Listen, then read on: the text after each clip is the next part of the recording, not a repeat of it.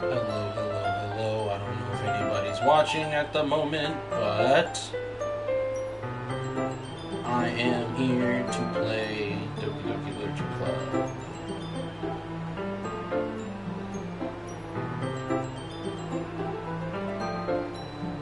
Because I figured, why not try and fucking get myself scared? Well, I'm hoping to get to the horror aspects of this game. I have no idea if I'll ever get there, but if I get there, I get there. I'm just sharing all piece of information.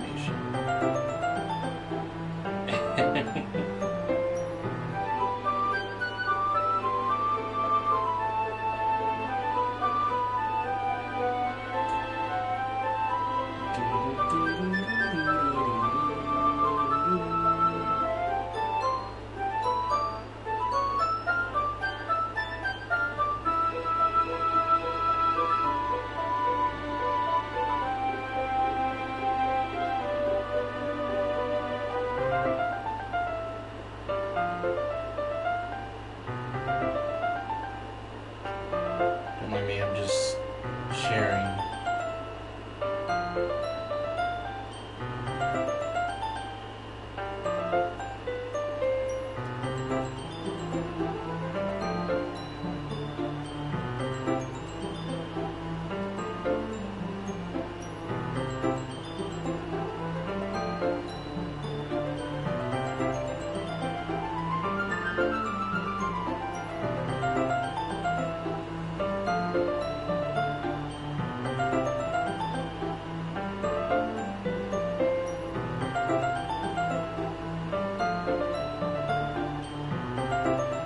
Okay, so I'm gonna be playing this, and I'm gonna be reading it in my own way because I figure why the fuck not.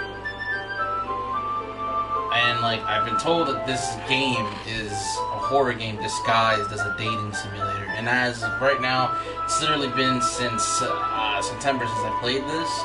So I'm gonna see if I can actually get to any horror shit. So.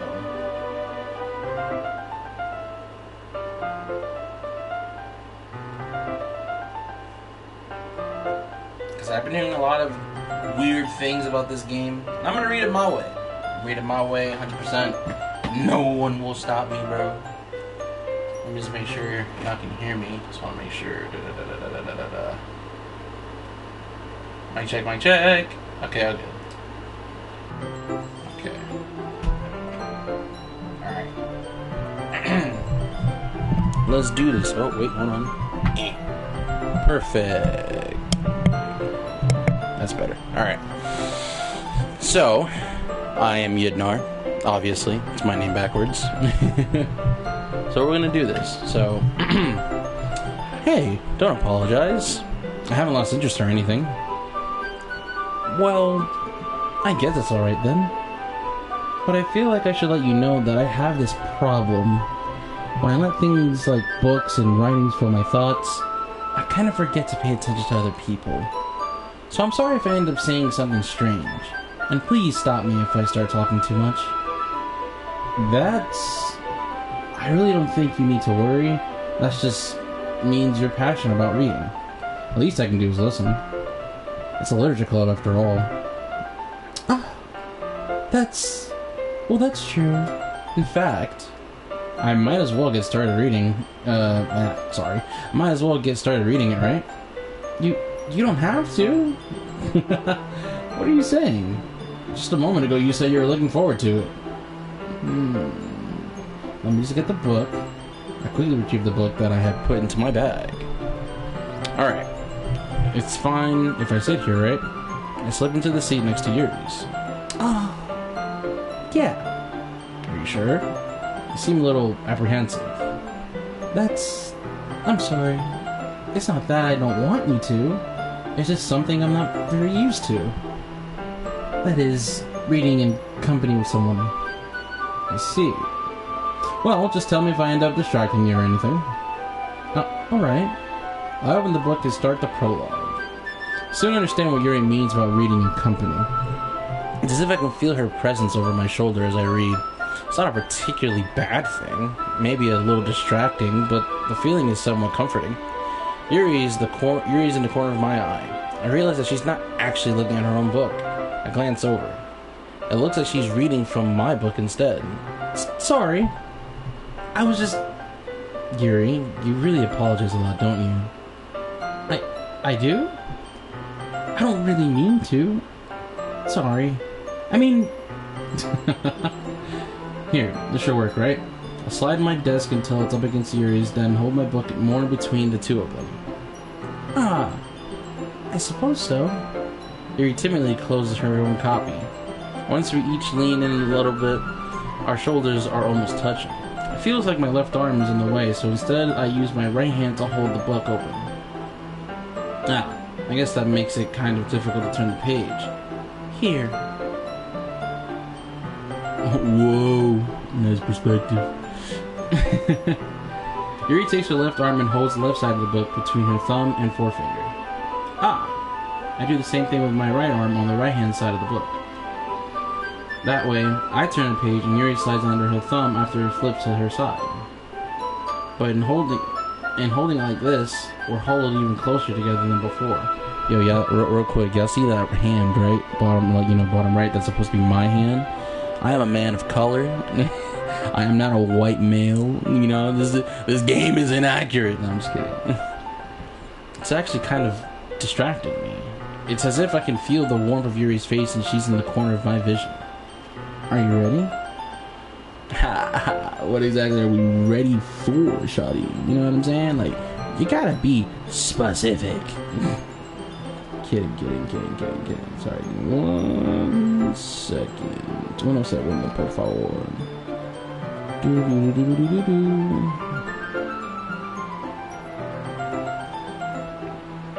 Okay.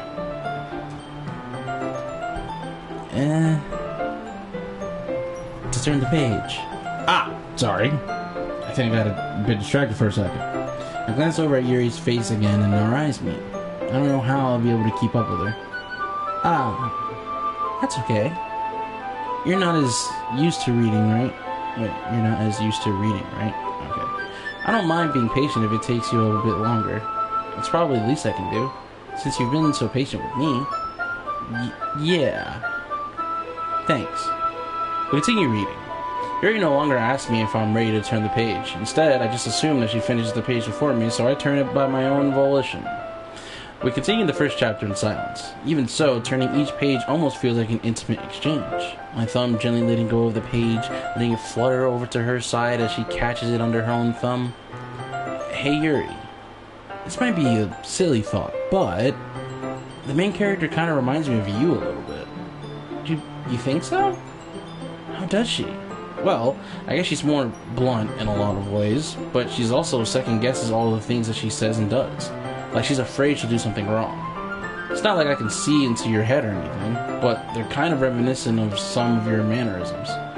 I see. Yuri remains silent for a moment. But Yidnar, that's probably a terrible thing to have in common with her. That's so embarrassing that you think that. Well, wait, hold on. I didn't mean it in a bad way or anything. Sorry, I really didn't know you were self-conscious about that sort of thing. I guess I more meant that it's kind of cute. What are you saying all of a sudden? Okay, everyone. I think it's about time we share today's poems with each other. We might not have enough time if we wait too long. Yuri exhales spirit from finishing her thought. Is that alright, Yuri? You look kind of down. Sorry if you haven't been looking forward to this. It's fine. Yuri releases her hand from the book and causes it to close on top of my thumb. Alright. I guess I'll do some more reading tonight. Or would you prefer I only read it with you? I guess I don't have too much of a preference either way. In that case, I'll read a little more today. It'll be more fun to read with you after it picks up a bit, you know? That's good reasoning. In that case, feel free to finish the first 2 chapters in your own time. Alright. I stand up. I make a mental note of where I left off in the book, then slip it back into my bag. Realistically, if this were me, like, I can't make mental notes. More likely than not, I end up forgetting a lot of shit. So I would have like bent the page, like, you know, the corner of the page. I would have put like a bookmark or something realistically, because I would dead ass forget where I was. Who should I show my poem to first? I don't even remember what my poem was. I haven't played this game since September. So like, it could literally be anything. Trying to figure this bitch out.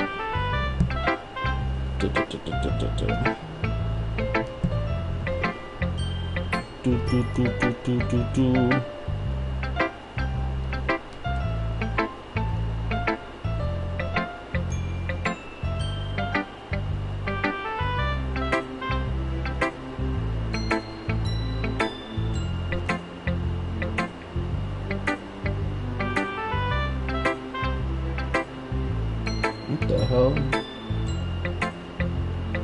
Sorry, 2 seconds.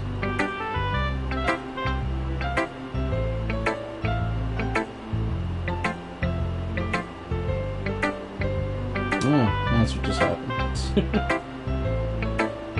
Fair enough. Okay. Alrighty then. I'd tell it to Sayori. Even though I feel like I should say it to Yuri, I'll say it to Sayori. Yidnor, I really love your poems. I can't believe you've been hiding these from me. I'm not hiding anything, but your poems are so good. Yesterday's and this one too? You can't tell me you haven't done this before. I mean, you're really the only one who feels that way, so... no way. Not even Natsuki? Well, I guess Natsuki is the least likely to admit how she likes something. But I don't think it's that.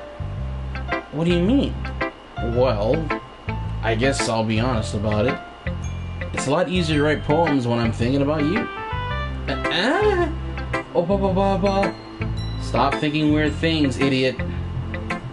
I just mean that you're really an expressive person, I guess. How am I supposed to write poems about my own stupid life, but you somehow make everything in your life an adventure? Even the little things.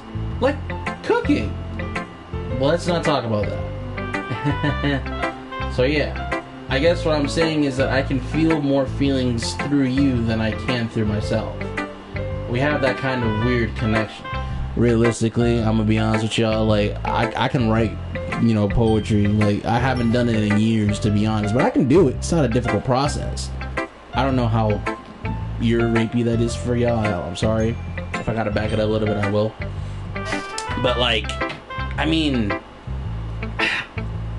I don't really have a thing as muse. I kind of just use my own emotions. I use myself to write poetry. I've never really had somebody, you know, as a reason for me to write poetry. Maybe when I was younger, definitely I had, like, you know, other people or, like, you know, experiences in life, you know, that made me write poetry. But, like, now I've kind of, like, died down on it. But it's definitely a good ass time, you know what I'm saying? Like, poetry is definitely a good way of expressing yourself when you want to. You don't even got to show it to people. You can always just write it down, keep it to yourself, put it in a little anonymous blog, you know what I'm saying? Tumblr's still up, you can put it on there. Ain't nobody finna know it's you. You can put it up on, you know, on your own little Facebook page, a little Instagram, you know, you can do all that shit nowadays. It's great to express yourself and just let other people feel how you feel through your words. It's a good ass fucking time. It's your fault for getting in my business all the time. I don't know if I understand. You never understand when I try to explain things to you, do you, Sayori? I pat Sayori's head. Hey! I'm not a kid, you know. Are you sure about that? Maybe. Sayori starts fiddling with her pencil between her hands. Hey, Yidnor, will you give me your poem? I kinda want to keep it. Why?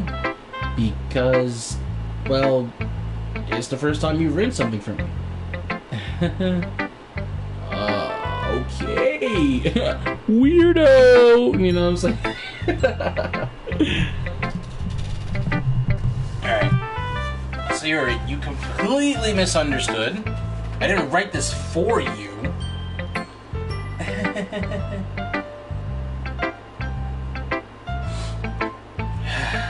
Are you even listening anymore? Well, whatever. I'll give it to you when we go home. Really? Ha! I broke my pencil! Sayori hastily bends down to pick up the piece she dropped. Being inattentive of her surroundings, she bumps right into me. Sorry. It's fine, it's fine. I'll get it for you. I bend down and pick up the broken pencil. Sayori clutches the desk beside her to support herself, knees shaking. I'm a little clumsy today. Let's sit down, Sayori. Yeah. I grab Sayori's arm and help her sit at the desk. Anyway, I still haven't read your poem. Oh, sorry, I forgot about that. It's not as good as yours. Jeez, don't worry. I'm sure I'll like it. Ah, shit. Alrighty.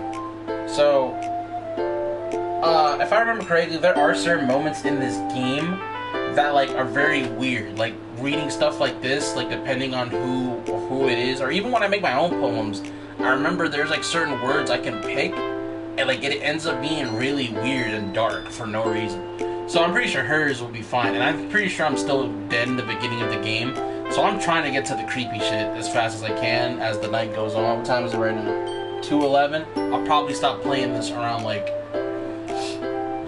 maybe 3:30. I'm gonna see how far I can get. Hopefully, you know, people are still interested and or watching, because, like, this game is very widely known and a lot of people fuck with it. So I'm hoping that I get to the horror shit soon, the creepy shit, because I want to get to that. Anyways, bottles. I'll pop off my scalp with, like, the lid of a cookie jar. It's the secret place where I keep all my dreams.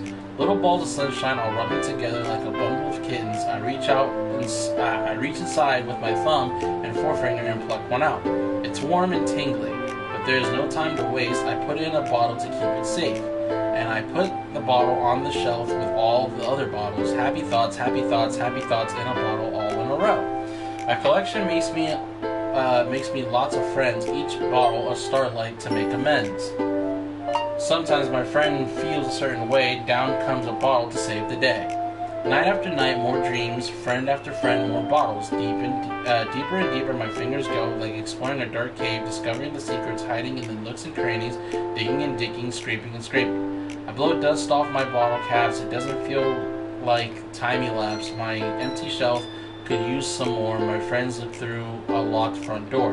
Finally all done, I open up and in come my friends. In they come in. Wait, oh sorry. There's a comma there. That's what's fucking me up. In they come. In such a hurry. Do they want my bottles that much? I frantically pull them from the shelf, one after the other, hauling them out to each and every friend, each and every bottle. But every time I let one go, it shatters against the tile between my feet. Happy thoughts, happy thoughts, happy thoughts in shards all over the floor. They were supposed to be for my friends who aren't smiling. They're all shouting, pleading, something. All I hear is echo, echo, echo, echo, echo inside my head. See? I got a little weird there at the end. Yeah, I figured as much, but that's okay. So long as somebody's watching. I know this doesn't seem interesting, but I'm hoping that it gets there. I'm giving this game a chance. I think I paid like maybe $5, $10 for this months ago. I got it cheap. Anyways, holy crap. Siri, did you really write this? Of course I did. Didn't I tell you yesterday I was gonna write the best poem ever? Yeah, but I mean, I didn't expect something like this coming from you. Monica taught me a whole lot, and I've been really in touch with my feelings recently. I see that. It's almost kind of creepy. Creepy? Well, not exactly. Maybe because I'm so used to you being cheerful. Well, never mind. I'm thinking too hard about it, not gonna lie. The point is, it came out good, so you should be proud of it. Aw, thanks. I feel like I feel like I was meant to express myself this way. It even helps me understand my own feelings a little bit better. Writing is like magic. You've gotten pretty passionate about this, huh? I hope you keep it up. Yeah! Writing's the best. I'm gonna keep writing until I die. Don't get ahead of yourself. Sary's always had a habit of getting obsessed with something before dropping it, no more than like a week later. I wonder if this is one of those times. But seeing the passion in her eyes makes it hard for me to be pessimistic. Who should I show my poem to now? Let's show it to the homegirl Yuri! Because, you know, she got the purple purples. I love purple hair. I just love purple colors in general. Let's see what you've written for today. Yuri stares at the poem with a surprised expression on her face. Do you like it? Yidnar? How did you pick up on this so quickly? Just yesterday I was telling you the kind of techniques worth practicing. Maybe that's why you did a good job explaining. I really wanted to try giving it more imagery. Yuri visibly swallows, such as like that. Even her hands appear sweaty, palms are sweaty, knees weak, arms are heavy. There's vomit on her sweater already. Mom spaghetti, she's nervous. I'm not used to this. Used to what? I don't know. It's fine, take your time. Yuri breathes and collects her thoughts. I know that Yuri likes to think before she speaks, so I offer her that patience. I offer that patience to her. Yeah. Just being appreciated like this, I guess it probably sounds really stupid, but seeing someone motivated by my writing, it just makes me really happy. Are you saying you've never shared your writing before? Yuri nods. Really? I don't believe it. I really only write for myself. And besides, people will just laugh at me. Do you really think that? Again, Yuri nods. Even your close friends? Go ahead, sit on that. Think about it. Think about it. Yeah, look at the way you're looking, bitch. What are you looking at?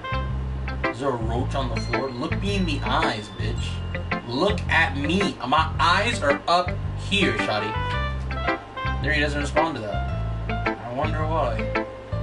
Anyway, do you want to share a poem you wrote today? Yeah, I do. If it's with you.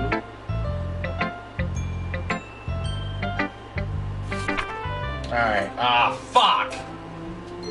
Okay, this bitch had to write in cursive, or whatever the fuck you want to call this. I guess it's script, rather, not cursive, it's more script.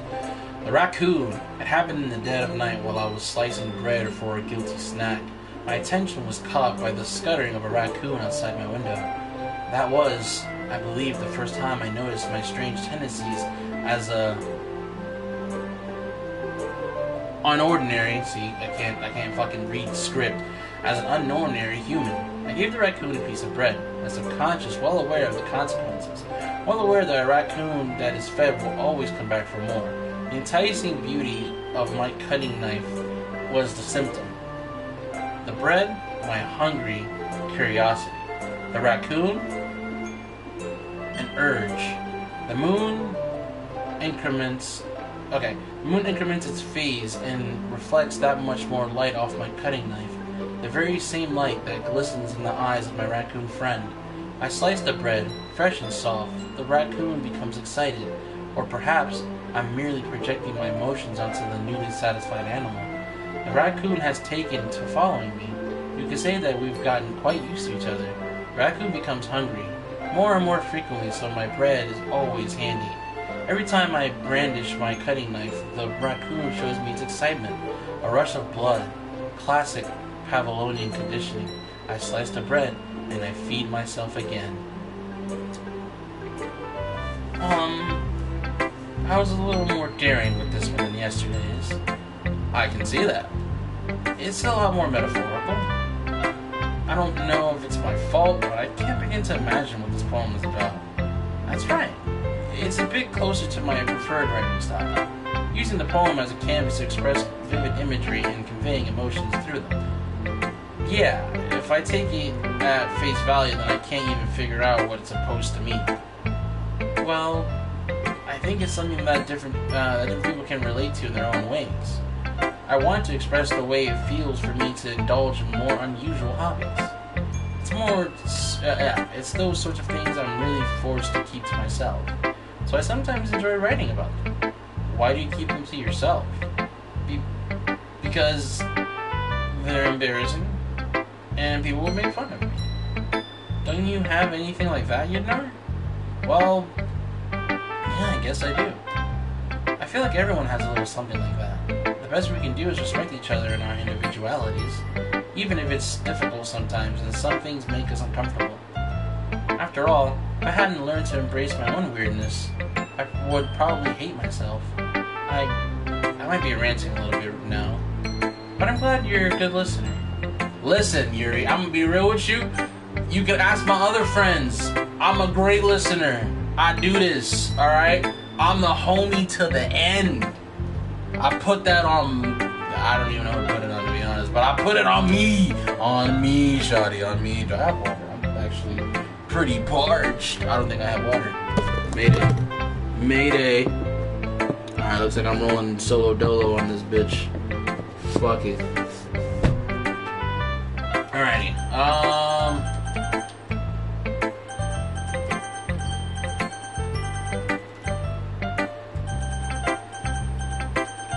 And the choice goes to... Natsu. Let's see what this bitch gotta say. She's like the bad bitch of the group. And by that I mean like she's the one with the attitude. Damn, I already picked fucking...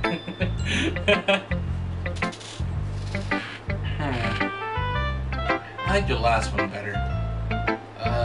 Really? Well, yeah, I can tell you were a little more daring with this one. But you're really not good enough for that yet. It fell flat. That may be true, but I just wanted to try something different. You know what I'm saying? Like, it's not, you know, I'm still figuring this shit all out. I mean, I always like poems that aren't trying too hard. I hate when people try to sound fancy or add more meaning by just using annoying, complicated language. Just make it simple, keep it to the point. Yuri's head over heels for all this cryptic nonsense, but I see right through this bullshit.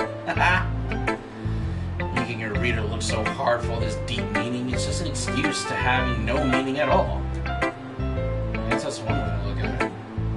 Well, everyone has their own opinion, but my opinion is the best opinion. I'm sure you figured that out already. Anyway, here's my poem. Maybe you'll learn something. Amy likes spiders. Well, good for fucking Amy, because I hate spiders, bitch. But I'm here for it. You know what I look... I couldn't even, like...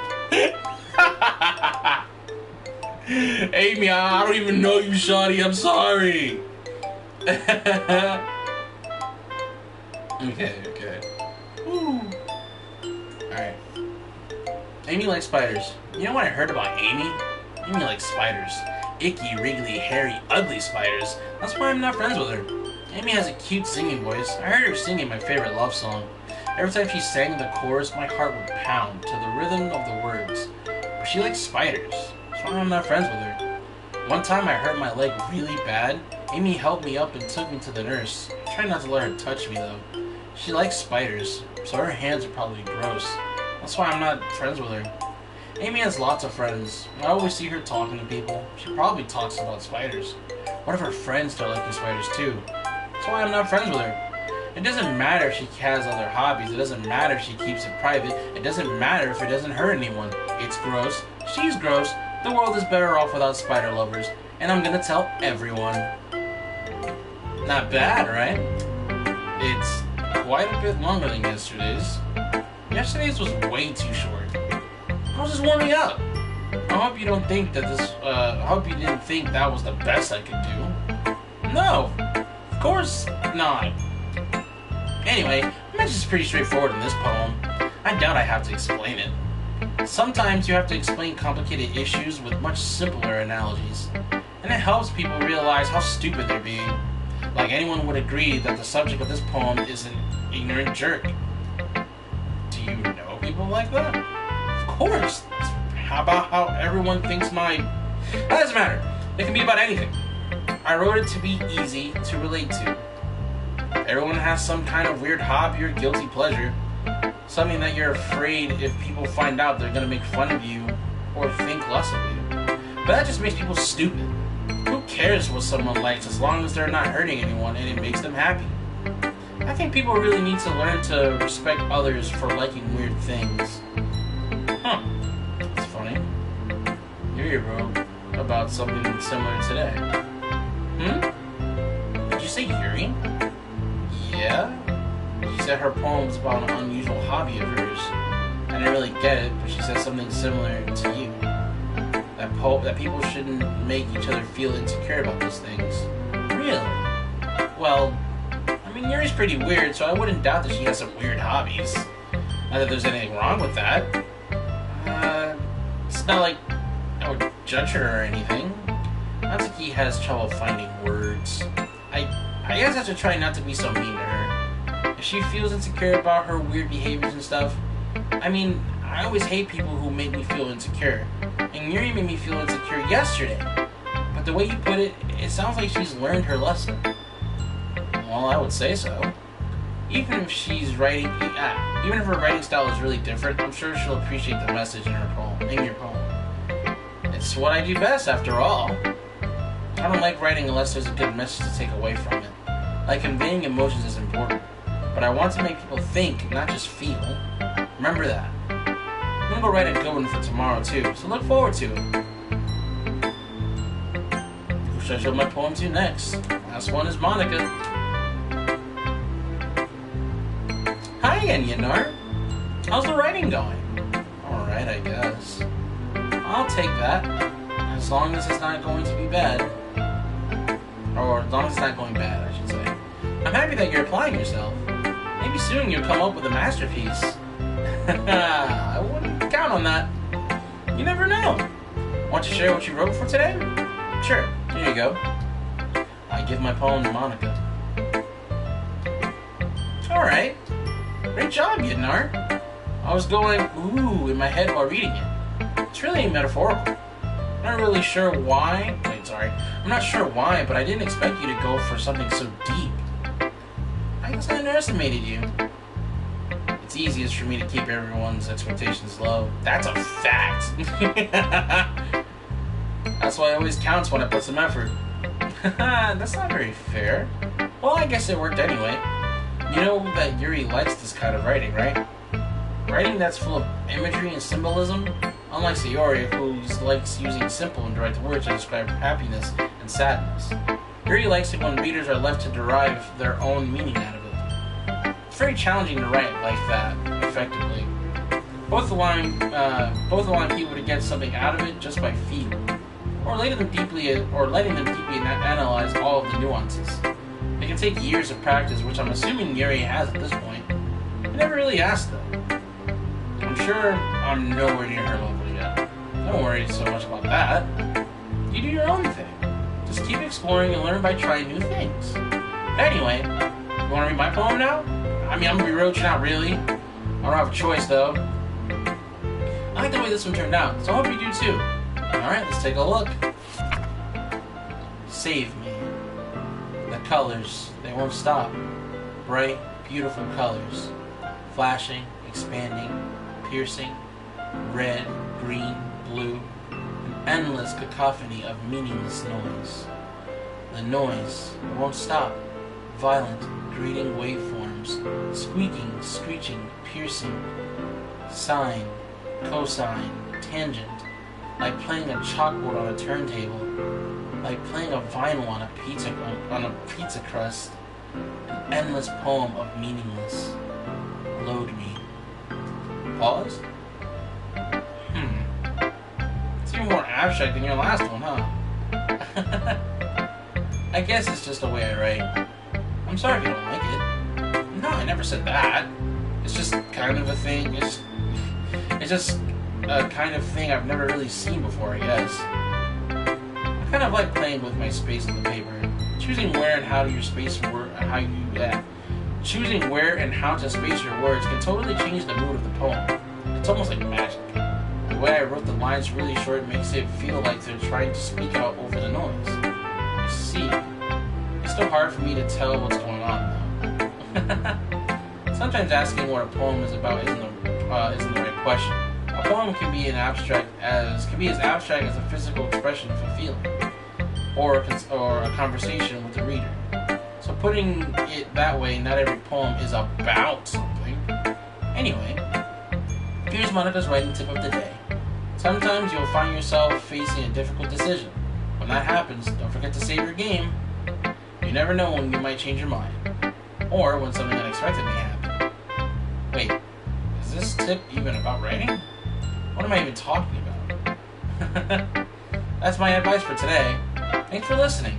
See, you notice how she broke the fourth wall there? Like, she mentioned about making a decision and me having to save my game, and then she said, wait, this has nothing to do with writing. So that means that the game is slowly but surely coming undone. So this is actually, like, I like that. I like the fact that it's doing that. It's giving me some type of thing to look forward to. It's pretty dope. Alright. Okay, everyone. We're all done reading each other's poems, right? I have something extra planned today, so if everyone could come sit at the front of the room. This is about the festival. Well, sort of. Do we really have to do something for the festival? It's not like we can put together anything good in just a few days. We'll just end up embarrassing ourselves instead of getting any new members. That's a concern of mine as well. I don't really do well with last-minute preparations.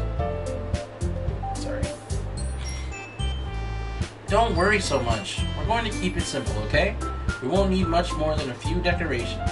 Sayori has been working on posters, and I've designed some pamphlets we can give out during the event. Okay, that's great and all, but that doesn't tell us what we're actually going to be doing for the event. Ah, sorry. I thought you heard about it. I thought you heard about it already. We're going to be performing. Performing? Monica? Yeah, we're going to be having a poetry performance. Each of us are going to choose a poem to recite during the event. But the cool part is, we're going to let anyone else come up and recite poems too. Sayori's putting it all on the posters in case anyone wants to prepare ahead of time. Sayori, who's been coloring a poster, holds it up for us to see. Are you kidding me, Monica? You didn't already start putting those posters up, did you? Well, I did. Do you really think that it's a bad idea? Or that bad of an idea? Well, no. It's not a bad idea. But I didn't sign up for this, you know. There is no way I'm going to be performing in front of a group of people like that. I agree with Natsuki. I could never, in my life, do something like that. Imagining it, Yuri shakes her head in fear. Guys, no, Sayori. I understand where they're coming from. Remember that Natsuki and Yuri have never shared their poems with anyone until just a couple days ago. It's a lot to ask for them to recite their poems out loud to a whole room full of people. I guess I kind of overlooked that. So I'm sorry. But I still think we should give it our best. We're the only ones responsible for the fate of this club. If we start the event and each put a good performance, then they will inspire others to do the same. And the more people who perform, the better we'll be able to show everyone what literature is all about. Yeah! It's all about expressing your feelings, being intimate with yourself, finding new horizons, and having fun. That's right. And it's those reasons that we're all in this club today. Don't you want to share that with others? To inspire them to find the same feelings that brought you here in the first place? I know you do. I know we all do. And if all it takes is standing in front of a room for 2 minutes and reciting a poem, then I know you can do it. Natsuki and Yuri remain silent. Sayori looks worried. I guess that leaves me no choice. I agree. I don't think it's too much to ask. I think that Sayori and Monica have been trying really hard to get new members. The least we can do is help them out a little bit. Well, maybe, but it looks like Natsuki doesn't have any argument left. Okay, fine. I guess I'll just have to get it over with. Alright! Whew. Thanks, Natsuki. What about you, Yuri? Yuri dejectedly glances around at everyone else's expectant faces. guess I don't really have a choice. That's everyone. You're the best, Yuri. This club is seriously going to be the death of me. Oh gosh.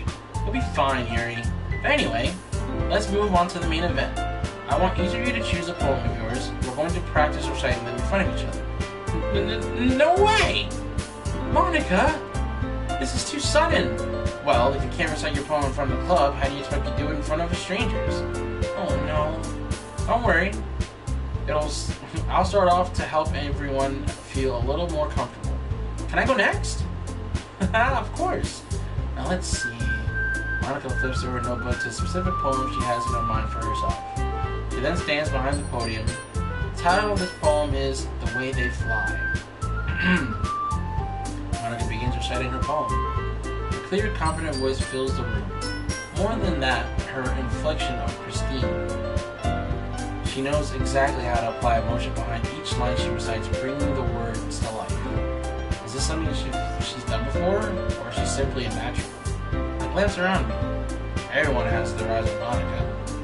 Yuri looks amazed. Yuri has an intense expression on her face that I don't understand. Finally, Monica finishes the recitation. The four of us applaud. Monica takes a breath and smiles. That was so good, Monica! Thank you very much. I was just hoping to get a good example. Are you ready to go next, Yuri? I'll go next. Oh, huh? Yuri's fired up all of a sudden. Yuri clutches a sheet of paper between her hands and stands up. Keeping her head down, she walks quickly over to the podium. This poem is called... Yuri anxiously glances at each of us. You can do it, Sayori. You can do it, Yuri. It's called After Image of a Crimson Eye. Yuri's voice shakes as she starts reading the poem. Just a moment ago, she practically refused to do this. Why is she suddenly putting in so much effort? As Yuri gets past the first couple of lines, her voice changes. It's almost like what happens when Yuri gets absorbed into her books. Her quivering words transform to sharp syllables of a fierce and confident woman. The poem is full of twists and turns and structures that she enunciates with perfect timing. This must be a rare glimpse into the whirling fire Yuri keeps concealed inside her head. Suddenly she finished. Everyone is stunned. Yuri snaps back into reality. Oh, there goes gravity. Oh, there goes gravity. Choke. He's so mad as he won't give up. Daddies, you know. No, I'm just kidding. Slips back to reality and glances around her as if she's bewildered even herself. It's up to me to save the situation. And first I start applauding. Everyone joins me afterwards and we give Yuri the recognition she deserves. It's not that we didn't want to applaud for her, but we were caught so off guard that we must have forgotten. As we applaud, Yuri holds the poem to her chest and rushes back to her seat. Yuri, that was really good.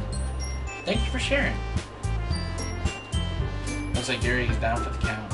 Okay, I guess I'm next then. Yuri hops out of her chair and cheerfully walks to the podium. This one's called My Meadow.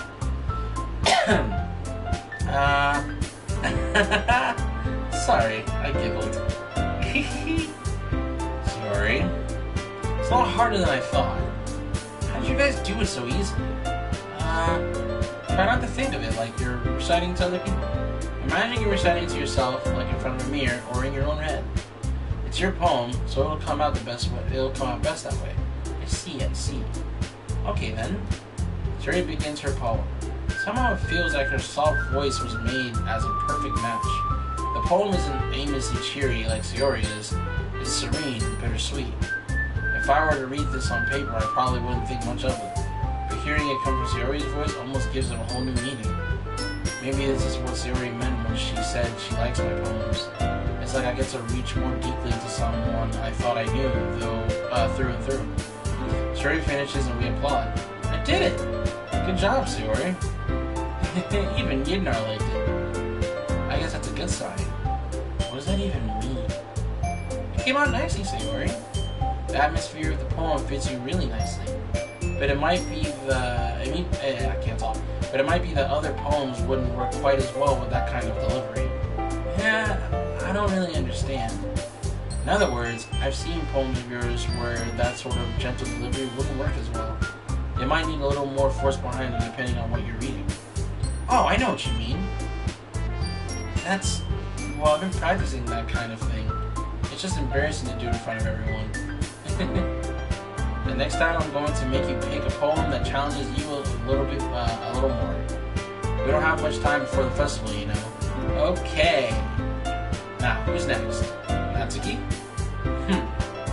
Don't make me go before Yidnar. It's not like I can compare it to you guys anyways. Might as well let Yidnar lower everyone's standards a little before I have to do it. Natsuki. It's fine. Might as well get it over with. But it's not like I have much of a choice. Can't talk. But it's not like I have much of a selection of what to read. I'll just have to go with what I wrote for today. I stand up and step in front of the podium. Everyone has their eyes on me, making me feel terribly awkward. I recite my poem. Since I'm not exactly confident in my own writing, it's hard to put energy into it. Despite that, once I finish, I receive applause anyway. Sorry, I'm not really as good as everyone else. Don't worry about it so much. I think it's less about your abilities and more about your lack of confidence in your writing. Not something that'll improve over time, though. Yeah, maybe. Alright then. That just leaves you, Natsuki. Yeah. I'm going. Natsuki begrudgingly gets out of her seat and makes her way to this podium. This poem is called... Why are you all looking at me? Because you're presenting? Anyway, the poem is called Jump. Natsuki takes a breath. When she starts reciting the poem, her sour attitude disappears a little. While she's a little unenthused, her poem has a rhythm and rhyme to it. It's Natsuki's trademark style and works surprisingly well when spoken aloud. The words feel like they bounce up and down as if they're giving life to the poem. Natsuki finishes and everyone applauds. She huffs back to her seat. That wasn't so bad, was it? Easy for you to say. You better not be making me do that again. Well... Excuse me. You at least feel prepared enough to recite a poem in front of other people? I mean, doing it in front of other people will always be easier. I can put whatever face I want for other people. But when it's just my friends, it's just embarrassing. That's a surprise, Natsuki. I think it would be the other way around for me. Well, that's just how it is, so... Well, I guess in that case, you don't have to worry much about the festival. That said, I want to thank everyone for coming through. It might be hard, but I hope that you all have an idea of what it's like now. Make sure you pick a poem and get enough practice before the festival, okay? I'll be making pamphlets, so let me know ahead of time what you'll be reciting. Jeez. I should probably find some other poem to recite instead. That's fine too. It doesn't have to be your own poem. It doesn't have to be your own. I'm already pleasantly surprised that you're putting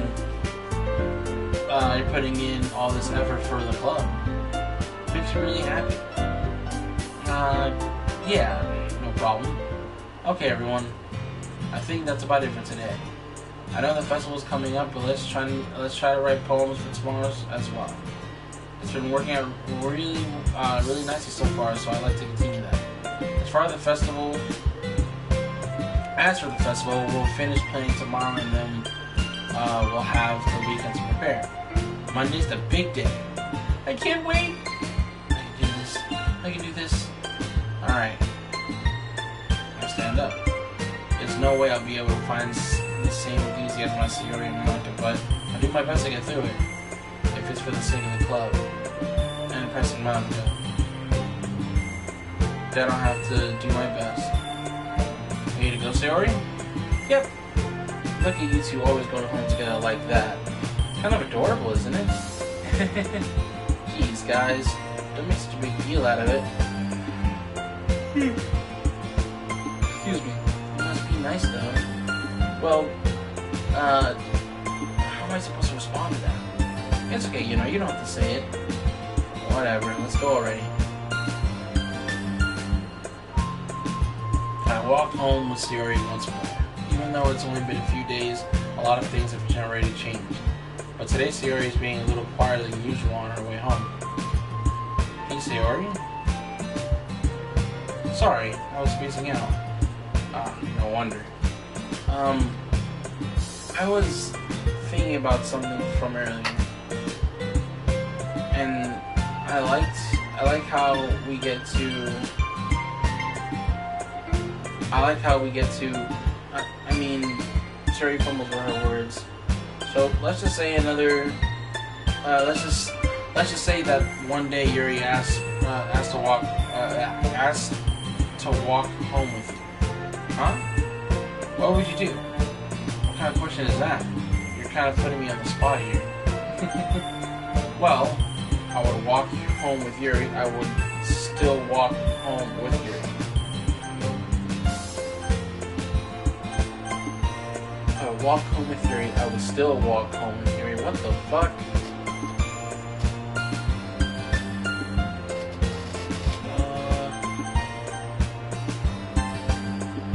Walk home with Yuri. Why does that thought of that make my heart pound? I mean, given how hard it is for her to socialize, I would feel awful turning her down. So, isn't she so beautiful and smart? That has nothing to do with what I just said. You admitted it. Jeez. There's not even any point to speculating something that's never going to happen. Well, maybe, but I just like to think about it. It's not long before you end up. I can't talk. It's not long before you won't need me anymore. You know. Need you? Sorry. I can't figure out how you're seeing things in your head right now. Sorry. Everyone is a little different, or everyone is different. Nobody in the club is a replacement for you. If you say so. The conversation trails off and I'm left feeling awkward. But it was kind of her fault for chopping me with such a weird question. I can't just lie to her. But if there's something that makes her happy, I would hate to take that away from her. And that's why I said there's no point in speculating. Then again, the festival is only a few days away. Who knows what will happen in that time?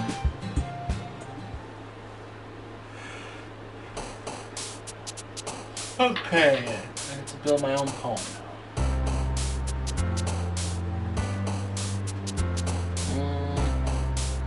Tenacious, uncontrollable, precious,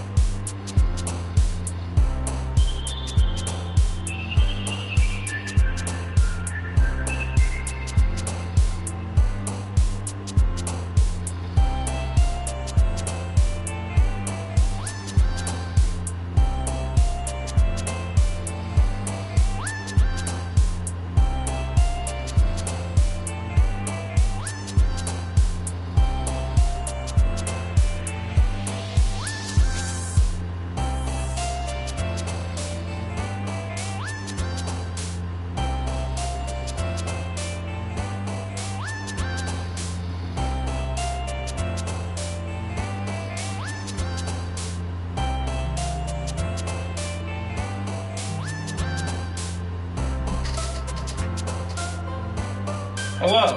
Did I pass out? Did I pass out? I passed out, didn't I? Yeah, you did. That's why I just called you. I heard you snoring on the line. Woo! Thank you. I'm back at it. Whew! You actually woke me up. Thank you. I appreciate it. I'm gonna continue this bitch though. I'm back at it. Thank you for waking me up. No, bro. Go to sleep. Nah, fuck that. I gotta finish my poem. It's important. Okay. I gotta do this shit. Alright, let's do this. But I apologize for falling asleep. It's been a long day. I woke up I woke up at like 6:30 in the morning. Had work at 7 in the morning, and I've been awake since. Alright, so let's do this. Electricity. Existence. Ambient. Misery. Grief. Suicide. Massacre. See? The words get worse. Scars. Dark. Calm. Pain. Memories. Last one. Let's go infinite.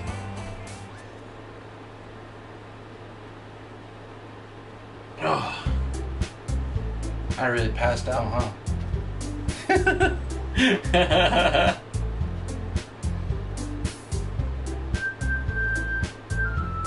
Alrighty.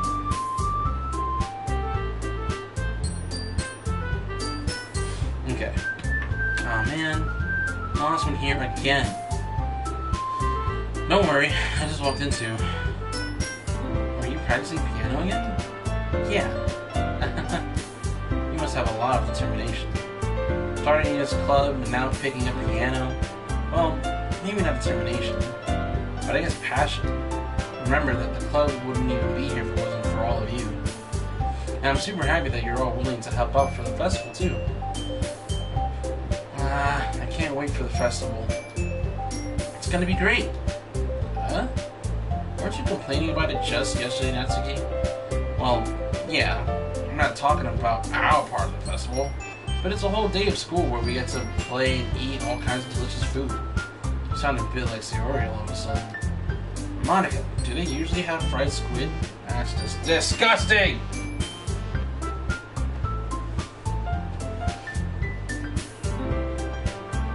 Squid? That's a pretty specific thing to look forward to. Oh, come on. Are you saying you don't like squid? You of all people. I didn't say I don't like it. Besides, what do you mean by you of all people? Because it's right in your name. Monica or Monica. That's probably what she's trying to say. Huh? That's not how you say my name at all. Also, that joke makes no sense in translation. What? Never mind. Let's just focus on our own event for now today. Okay? Fine. Your reactions aren't as fun as Yuri's or Sayori's anyways. Excuse me. Where is Sayori anyway? Oh, there you are. Sayori is sitting at a desk in the corner of the room looking down at nothing. I walk over to her. Hey, Sayori. I wave my hand in front of her face. You're spacing out again. Sorry. Don't mind me. You can go talk to everyone else. Huh. Is everything alright? Of course. Why wouldn't it be? It just feels like you're a little off. Sorry for assuming things. Jeez, you worry too much about me. I'm fine, see? Sayori shows me a big smile. That's a lesson for all y'all to learn. When someone says they're fine, usually they're not fine. I've been guilty of saying shit like that, but you know when I mean it, you know what I'm saying? Like, I'm a guy who lets people know that if I'm not good, I'll let you know when I'm not good. But Sayori, I got my eye on you. Don't be distracted from having fun with everyone. Well, alright, if you say so. I wordily glanced at Sayori before turning back toward everyone else. The conversation has already dispersed, with everyone back at their usual activities. Maybe I should ask Monica if she noticed anything about Sayori recently. Since they've been preparing for the festival, they must be spending a lot of time together. I timidly approached Monica, who was shuffling through some papers at her desk. Idnar, what's up? Hey, this might sound a little strange, but have you noticed anything up with Sayori recently?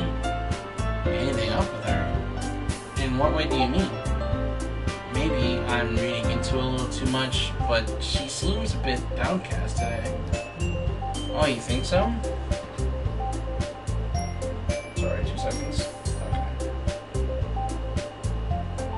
Okay. Just checking my phone.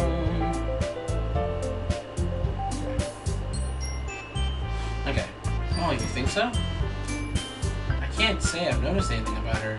Monica peers across the room at Sayori, who is idly dragging a rubber eraser up and down her desk. Maybe there is something on her mind. But I'm surprised I'm not the one asking. But I'm surprised I'm not the one asking you, Idnar. You certainly know her a lot better than I do. Yeah, but she's never really like this. She always talked to me about things that bothered her. But this time, when I asked her, she was really dismissive. Sorry, I know it's not your problem. I just wanted to ask if you knew anything, so I'll drop it now. No, it's important to me too. I mean, I'm also friends with her. And I also care about the well-being of my club members, you know? And maybe I'll try talking to her myself.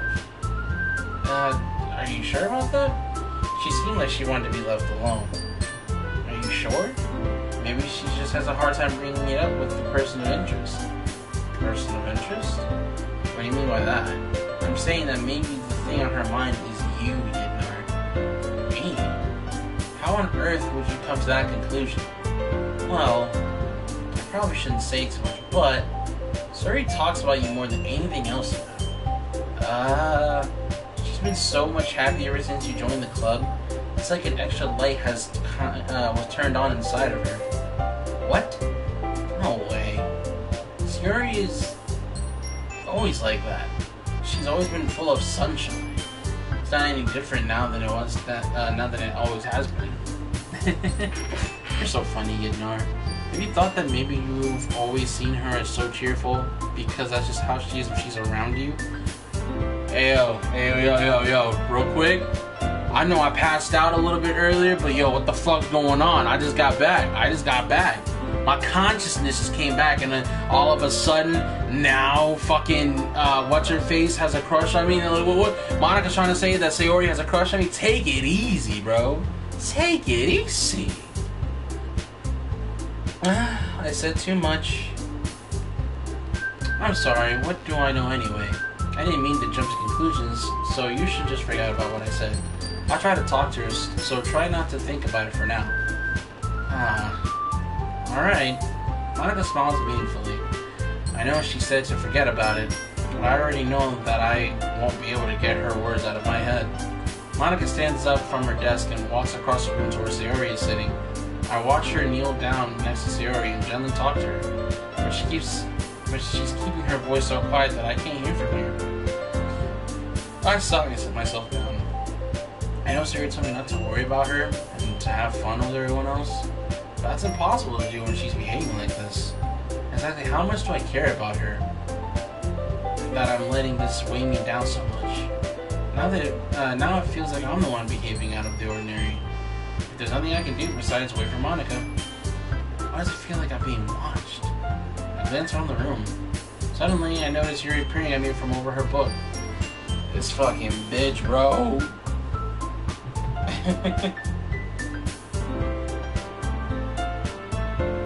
Sorry, 1 second.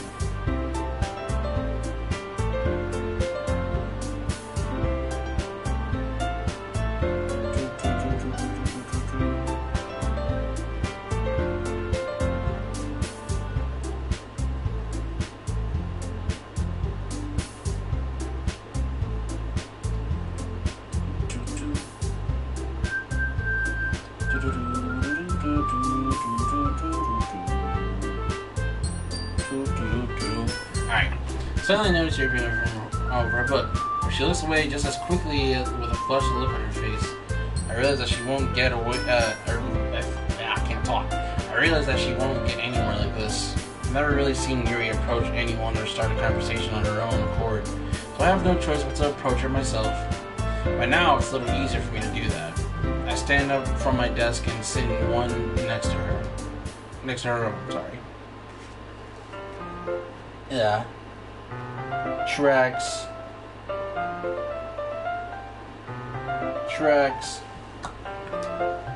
I didn't mean to bother you or anything.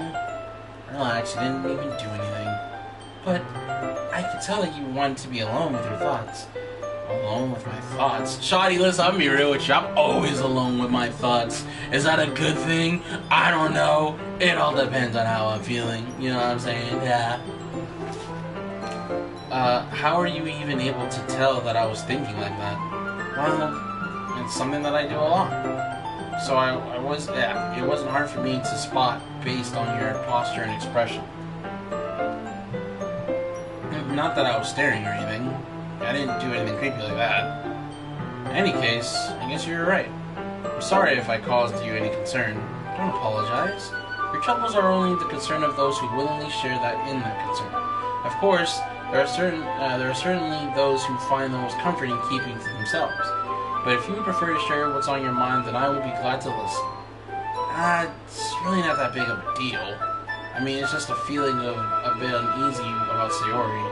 I was just feeling a bit uneasy about Sayori. Sayori? Yeah, she seems a little off today. But when I asked her about it, she didn't want to admit it to me. So I can't help but wonder if something happened to her. Oh? That's quite romantic. Sorry. I didn't mean to say something stupid. It's not that. It's just... I just didn't want you to misunderstand. Sarah and I have just been friends for a long time, that's all. I see. And perhaps it is unusual for her to be dismissive to you about her feelings. Or maybe I'm just reading into it a little too much. Idnar, the world is full of meaning often hidden deep beneath plain sight. And there are many untold mysteries behind every person, no matter how well you may know them. So you think that there might be something behind it after all? I think that Sayori is a very complex person.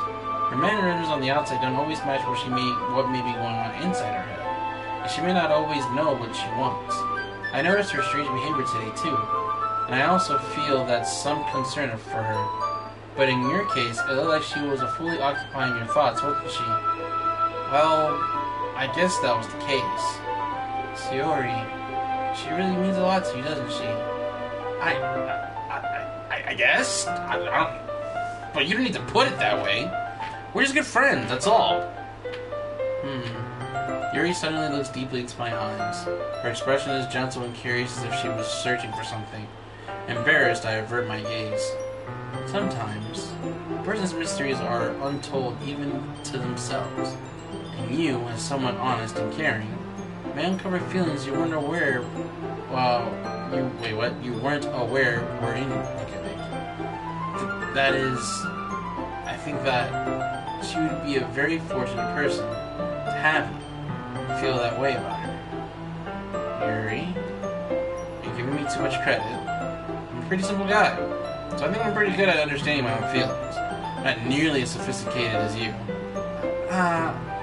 That's not a compliment, is it? It is what it is. It is what it is. Anyway, as long as we're here, why don't we do some reading? Well, as long as you're okay with it. Yeah. I should be taking my mind off this whole thing anyway. Why don't we go ahead and get started? Yes, let's. Actually, I have a request. Do you mind if we make some tea if I make some tea first? Not at all. Thanks very much. If there's one thing that can make my reading time here any better, it's a nice cup of tea. Not to mention for yourself as well. Yuri stands up and makes her way to the closet. I follow and watch as she retrieves a small waiter pitcher from the shelf, the kind with a filter inside. Can you hold this for a second? Sure. Yuri hands me the water pitcher. It also fetches an electric kettle. I'm going to plug this in at the teacher's desk, and then we'll go get some water. She walks past me and sets the kettle down on the teacher's desk. I simply watch her movements. To my surprise, the way she moves really contrasts her speaking mannerisms, especially because of her long legs. Yuri appears elegant and methodical. Okay, may I have the water pitcher? Thanks, I'll be right back. I might as well walk with you. Yeah, why not? Shall we go then? Yeah. Where are you two off to? Yuri was going to make some tea, so I suddenly realized how weird it sounds to explain this to Monica. We're just filling the water pitcher. Ah, okay. Sorry, I was just a bit curious. That's kind of a one-person job, isn't it? That's... Monica, please mind your own business for once. Or do you want... My god. Or do you want to tell me that, there's something wrong with helping involve... Wait, hold on, I'm reading this wrong. Or do you want to tell me there's something wrong with helping involve... I also said my name. Gitnar in club activities. Yo. My mouth gapes. I suppose there's nothing wrong with that. Then let's go, Gitnar. Yuri quickly enters the room and I follow. Finally, I'm gone from the fucking classroom. How long was I out, by the way? Was I out for like 10 minutes? I mean, was it longer than that? I don't know how long I was out for. Time is just a fucking... It's a mystery. Alright. Once in the hallway, she suddenly puts her forehead against the wall. I spoke without thinking. How could I say something like that? Yuri? Something about the way she said that. It made me feel so irritated. Oh, what's wrong with me? No, Yuri. I think you did the right thing. I wasn't expecting it, but it's also not right for Monica to judge people like that. Yeah, Nar. How come even when I do something bad, you're being nice to me? Because nothing that you do is as bad as what you make it seem like it is in your head. I read that completely wrong, but I made it work. Nobody's perfect. We all have emotions. We can't always hide them away. But you always amplify things in your head. Your mind turns a light rain shower into a hurricane. No.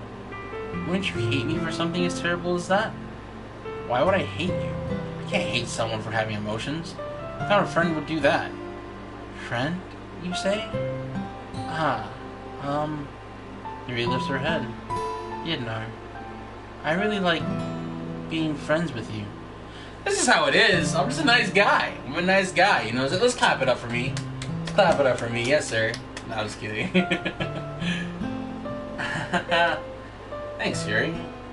I like being friends with you, too. I feel kind of awkward saying something like that. I'm doing my best to help Yuri feel better. Anyway, yeah. Shall we go? Yeah. Yuri and I walk to the nearest water fountain. Once we fill up the water pitcher, we return to the classroom. Fuck! I was hoping to be out a little bit more, or something creepy was gonna happen. Whatever. Yinnar, do you like oolong tea? Yeah. No, I don't. Anything is fine. Very well. Yuri says the temperature of the kettle is 100 degrees. Now it's time to get the teapot. You really do this properly, don't you? Of course.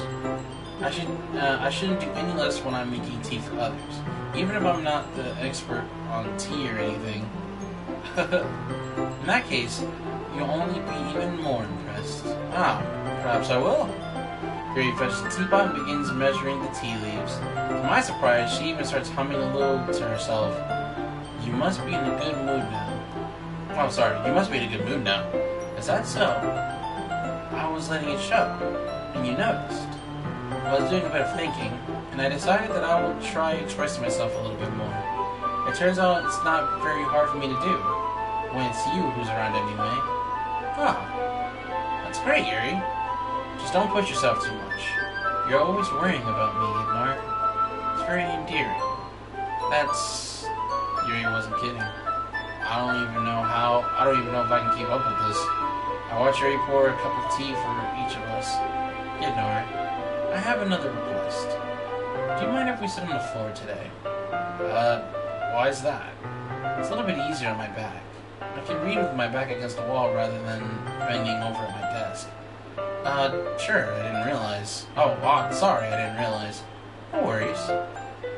I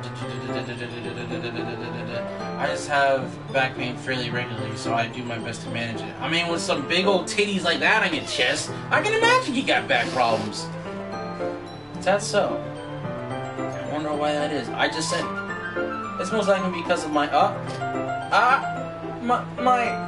your posture, right?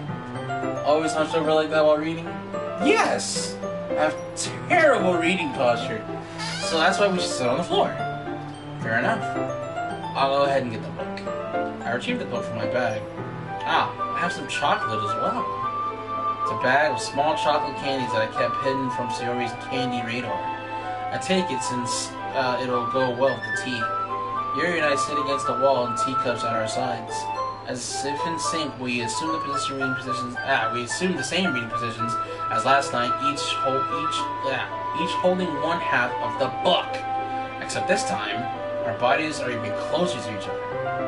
I can't see too well. Yuri slides closer until our shoulders are touching. How am I supposed to focus on reading like this? Yuri was always kind of cute, but when she's being less apprehensive, it's almost more than I can handle. Yo, this ain't me. This is not ill. If this was really me, I'd be like, say that.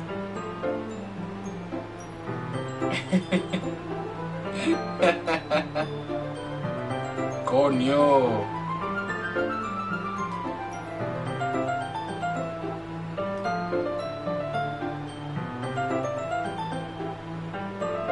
Let's keep going. DK, it's more than I can handle. Alright, so real quick, I just want to say, if this was really me, I'd be a little shocked, don't get me wrong, but you know, like in my mind, I'd be like, okay, I see you being more, okay, I see you, Sayori. No, your teacup. Yuri hands me my teacup. Holding it with my hand that's not holding the book, I end up in a position that makes it even harder to focus, because now I need to worry about making sure I don't accidentally touch her chest. Meanwhile, Yuri hasn't noticed a single thing. She wears her intense reading expression, and I can only presume the world around her has faded away. I use all my willpower to focus on reading. After a few minutes, I finally manage to relax a little. I put the teacup between my legs, and I fumble with the chocolate wrapper. Sorry. I briefly let go of the book to finish opening the wrapper. You can have as much as you want. That's okay, I won't take any. Are you sure? Well, if I touch it, then I might get smudges on the pages. You're right. Didn't even think about that. My bad. No need to apologize. I'll hold the book, okay? Are you sure? Of course. Yuri opens the book with both hands. What nice purple hair. It's so nice, I ain't gonna lie. She holds it so that I don't have any hard. She holds it so I don't have any harder of a time reading from it. But as a result, her left arm is practically resting on top of my leg. Well, in that case, Yuri's already focused on reading again. I take a chocolate candy and pop it into my mouth. We in kisses out here, gang. Yes, sir. Then I take another chocolate, and I hold it up to Yuri. She doesn't even look away from the book. She simply parts her lips as if this situation was completely natural. But that means I can't stop here. I apprehensively place the chocolate in her mouth. Oh my god. I'm not gonna lie, I was like, where the fuck did that come from? Just like that, Yuri closes her lips over it. Man, Yuri's expression suddenly breaks. Did I just... Yuri looks at me like she needs to confirm what just happened. Idnar? Sorry. I guess I shouldn't have done that. Well, you were just helping. That's something that friends do, right? I mean, not really in this kind of context, but yeah, that's all it was. Yeah, then you don't need to stop or anything. I see. The situation has gotten really tense. Have you been in a situation like this before, where like, you know, you're just hanging out, but then like the tension starts building in a natural climate, you know what I mean? And like, I ain't gonna lie, I've been in situations like that, and like, it's super fun. It's dope. Cause then like, you got your heart beating in your chest, gets to your throat, and you're just like, you know what I mean? Like, you're just trying to make sure that, like, you know, you don't fuck it up. You're like, I don't want to kill the mood. I don't want to kill the mood. Like, it's the adrenaline be pumping. And then the next thing you know, all you just end up trying to do is just, you know, you just want to land it right there. Get the kiss in. And then, wherever it goes from there, it goes from there. I ain't gonna go too far. I'm not trying to say I'm a PG-13 type dude. I'm just saying you get what I'm saying. You know what I mean? Anyways, Yuri tries to return to the book, but I can tell just by her expression that even she can't focus now. My heart is pounding. See, I told you! I nervously take another chocolate between my fingers, but this time, Yuri's eyes met mine. How did it even come to this? Yuri doesn't even avert her gaze. I notice her chest rising and falling to the rhythm of her breaths. I raise my arm. Like before, Yuri parts her lips. But it's different this time. I take the chocolate and place it into her mouth. I feel her hot breath on my fingers.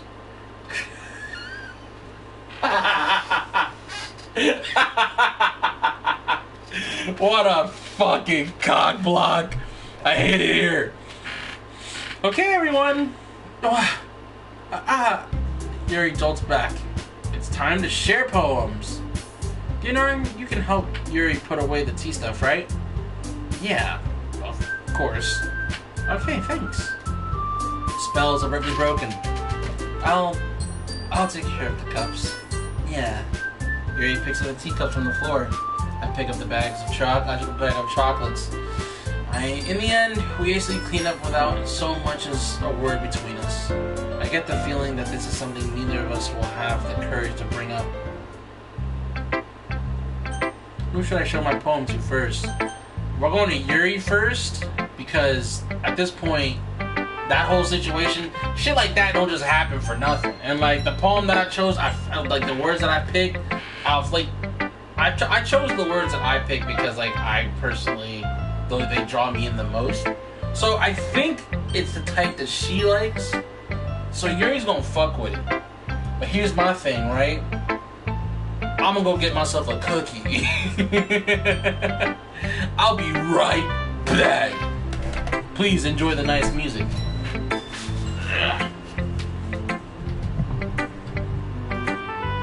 Well, we were talking about cookies and chocolate, you know, I'm gonna fuck myself up somewhere, you know what I'm saying? I might as well get one.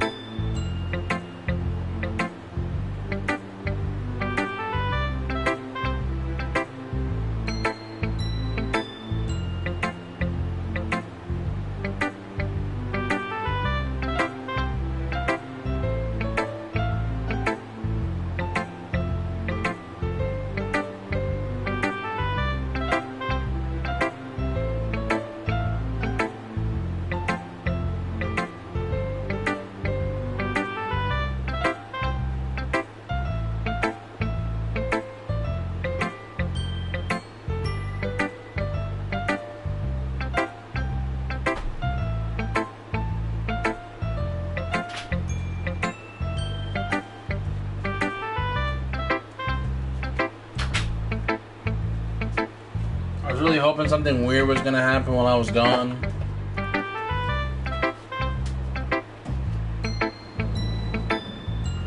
Am I disappointed? A little bit. But I'll survive.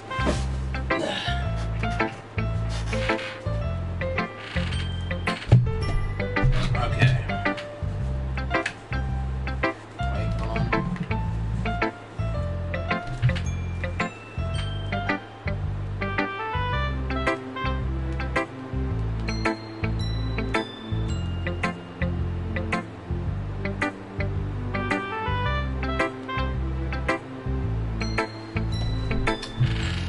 Alright, got my fucking cookie, baby. We out here. Salted caramel and chocolate chip cookies. Alright. I'm going with Yuri, baby. At this point, that's shoddy. Although Sayori seems to have a crush on me too, but it ain't about her right now.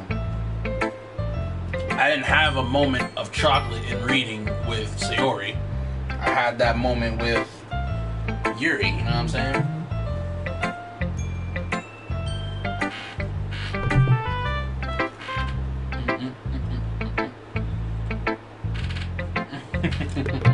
Alright.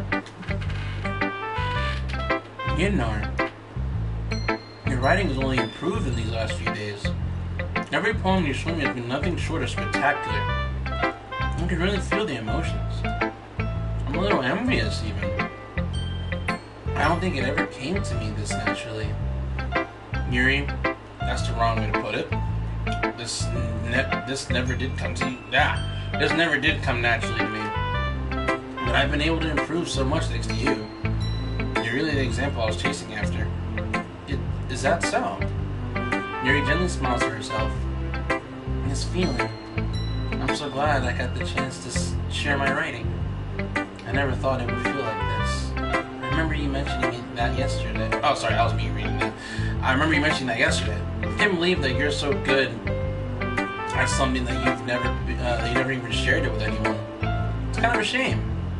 Maybe, but it's not like I really had a choice. What do you mean? Well, Yuri smiles sadly. How do you smile sadly? Like, is that just a thing that people apparently can do? I've never smiled sadly before. Okay, really, that's a lie. Had to really think on it for a second. Oh, we about to get deep. Hold on. This cookie's delicious, but it's also dry because I've had them for a couple of days already. I think I got myself a drink.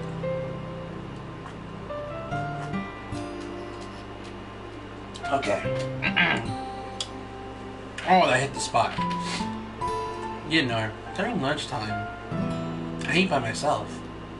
Did you know that? It's a great time to find a quiet spot and do some reading. In fact, I always have some books with me. You can say I really enjoy reading. Well, that's one way to put it, anyway. But books are so full of amazing and inspiring people. People you want to fall in love with. Or people you just know would make a really good friend.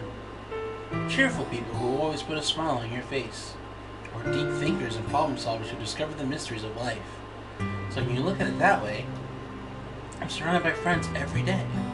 You know? And those friends don't laugh at me. They don't tease me for spacing out all the time. They don't make fun of my body type. What is wrong with your body?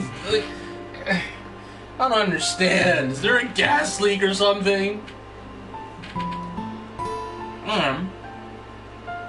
They don't hate me for acting like for acting like a know-it-all. People say that about you? I'm not a know-it-all, Yidnar. It's the opposite. I don't know anything. I don't know how to talk to people. I don't know how to make people see me as normal. I don't even know how to make myself happy. I have all these feelings. And all I can do with them is read and write. But it wasn't until now that I started sharing it with you that I really understood what was missing all this time. but I haven't really done anything. No, that's wrong. Just being patient and respectful. That's really important to me. I know I'm a difficult person, Yinnar. I speak too slowly. I second guess myself all the time. I read too deeply into things. But every time, you've always treated me just like anyone else. It's so rare that I feel comfortable with myself when I talk to others. That's why every time I talk to you, I just feel really happy. I see. Well, I treat you how you deserve to be treated, Yuri. And if other people don't see it that way, then fuck them. You know what I'm saying? I ain't gonna say screw them. Fuck them, Yuri. You know what I'm saying? It's about us. It's about me and you against the world, shawty. I mean, if I joined this club hoping I would make friends, and I would say I've had at least one success, wouldn't you? If you put it that way, yeah. We really are friends now, aren't we? Mary puts her head into her hands. And this time she's smiling as she does it. Do you want to show me your poem? Yeah, I do. Let me get it for you. Coño, otra vez con el maldito script. Okay. Beach. I marvel millions of years to I marvel millions of years in the making, for the womb of Earth chaotically meets the surface. Under a clean blue sky, an expanse of bliss, but beneath gray, rolling clouds, an endless enigma. The easiest world to get lost in is one where everything can be found. One can only build a sandcastle where the sand is wet, but where the sand is wet, the tide comes. Will it gently liquor your foundations until you give in? Or will a sudden wave send you crashing down in the blink of an eye? Either way, the outcome is the same. Yet we still build sandcastles. I stand where the foam wraps around my ankles, where the toes squish into the sand. The salty air is therapeutic. The breeze is gentle yet powerful. I sink my toes into the ultimate boundary line, tempted by the foamy tendrils. Turn back, and I abandon my piece to erode at the shore. Drift forward, and I return to Earth forevermore. That was actually pretty good, I ain't gonna lie, I fucked with it. Like, the way I read it, unnecessary, but I did it either way, cause I'm just that nigga.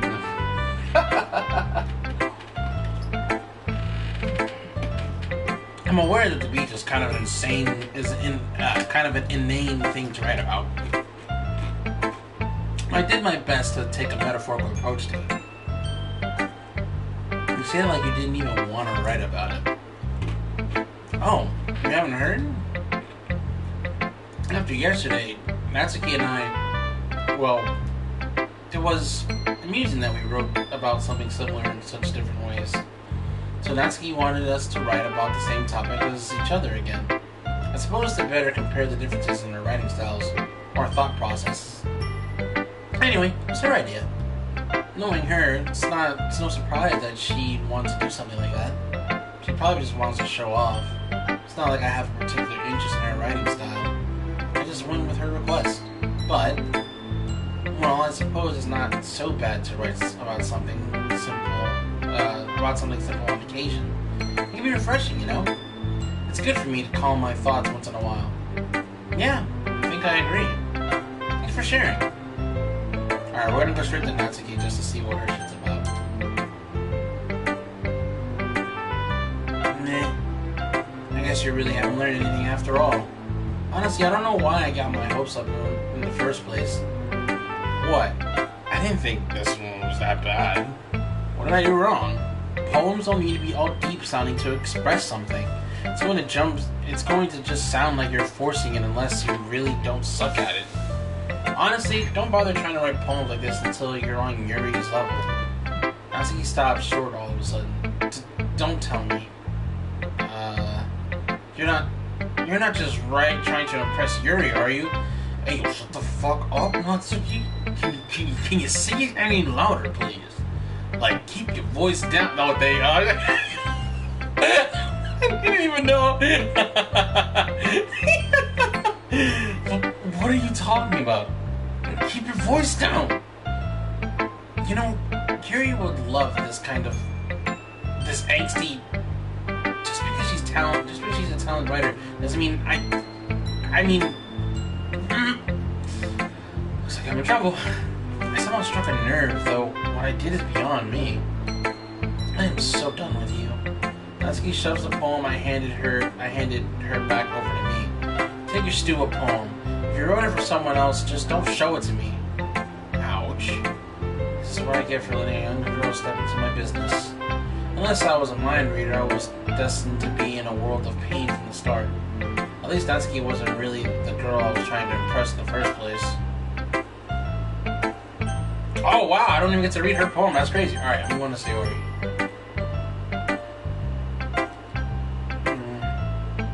It's nice, I guess.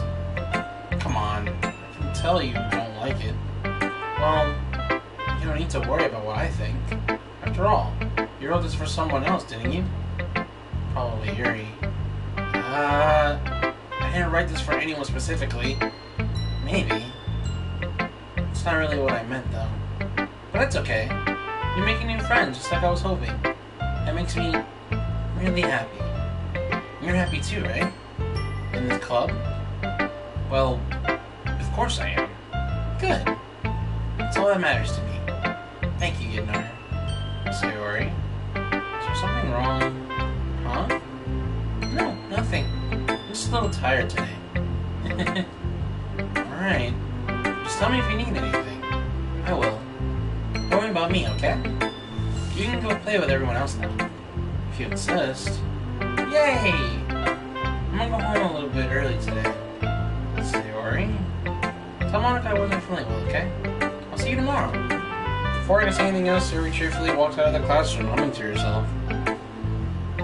Okay, that is kind of weird. Alright, Monica.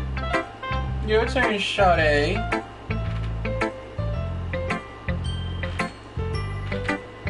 Hi, Yidnar. You thought we want us to admit to perform at the festival? Well, being in this club is one thing, but performing in front of a bunch of people, I'll have to give it some more thought. Okay, no pressure. But whatever you do, I'm sure it'll turn out great. And also make me happy to see. Anyway, let's take a look at today's poem. Sure. And Monica took the poem holding in my hands. This one's good. It feels like you're not only getting more comfortable with your style, but the imagery is better than the last one I read.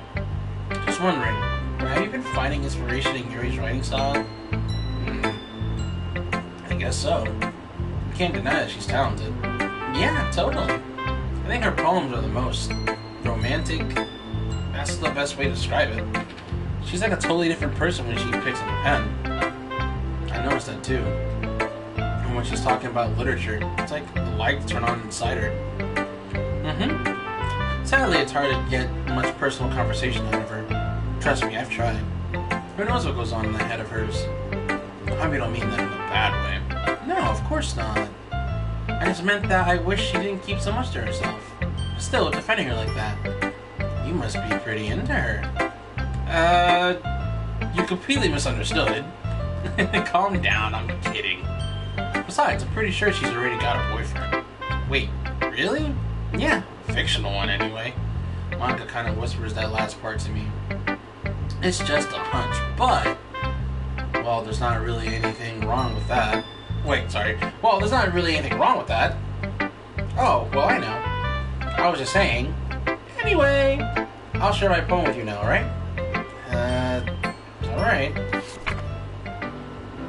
The Lady Who Knows Everything.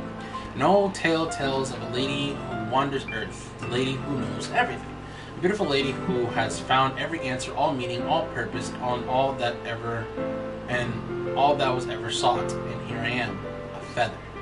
Lost adrift the sky, victim of the currents of the wind, Day after day I search with little hope, knowing legends don't exist. But when all else has failed me, when others have turned away, the legend is all that remains, the last dim star glimmering in the twilight sky. Until one day the sky ceases to blow, I fall, and I fall and fall and fall even more. Gentle as a feather, a dry quill expressionless, but a hand catches me between the thumb and forefinger, the hand of a beautiful lady. I look at her eyes and find no end to her gaze. The lady who knows everything, knows what I'm thinking before I can speak. She responds in a hollow voice, I have found every answer, all of which amount to nothing. There is no meaning, there is no purpose, and we seek only the impossible. I am not your legend does not exist. And with a breath, she blows me back afloat, and I pick up a gust of wind. Sorry, hold on.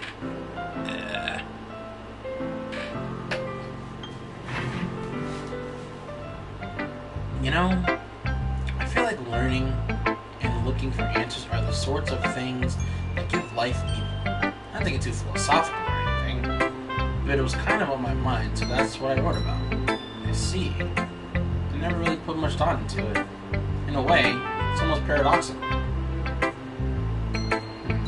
Because if we all had answers, wouldn't the world start to lose its meaning? There's one thing I noticed. It seems like everyone in this club prefers writing about things that are more sad than happy.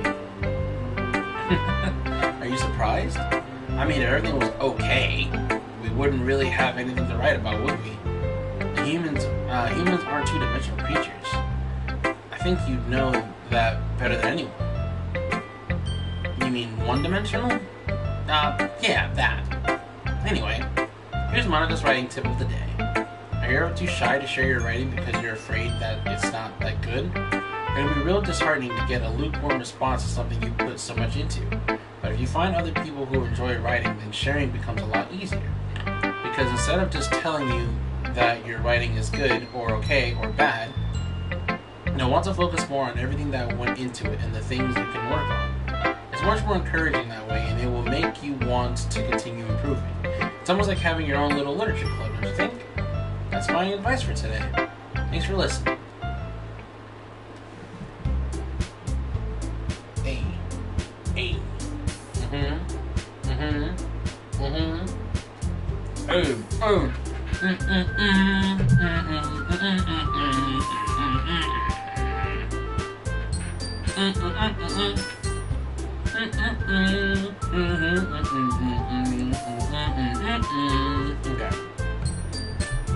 Okay, you three.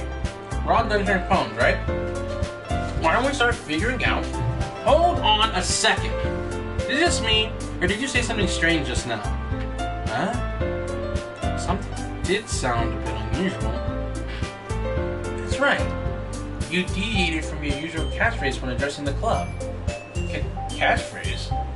I don't have a catchphrase. Jeez. Why does it look so weird today?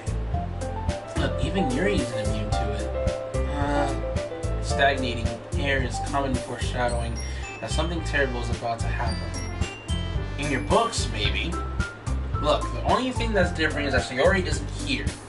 It seems you're right. She always helps lighten the mood a little bit, doesn't she? It's almost like everyone's balance is thrown off a little when she's not around. Where the heck did she run off to anyway? I thought she just went to pee. I was thinking, please show some decency. Oh, come on. She actually wasn't feeling too well and went home early. Is that so? I hope she's alright. Seriously? Of all the times to not go home with her, you pick the time she's not feeling well? So much for you two being all lovey-dovey. No. First of all, stop misunderstanding my friendship with Sayori. And second, she's kind of been avoiding me today, so I didn't want to force it. Oh? That's that curious expression coming from Yuri of all people. Calm down, guys. I talked to her earlier and everything is fine. What did she say? Anyway, we need to figure out the rest of the festival preparations, so let's decide what everyone will be doing this weekend. I already know what I'm doing. That's right. Natsuki will be making cupcakes, but we might need a lot of them in different flavors. Can you handle all that by yourself? Can you handle that all by yourself? It's whatever. Challenge accepted. And as for myself, I'm going to be printing and assembling all the poetry pamphlets. So Yuri will be helping me design them. And as for Yuri, you can,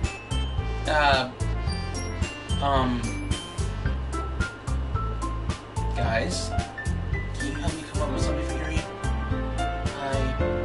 I'm useless. No, that's not it at all. You're the most talented person here, you know.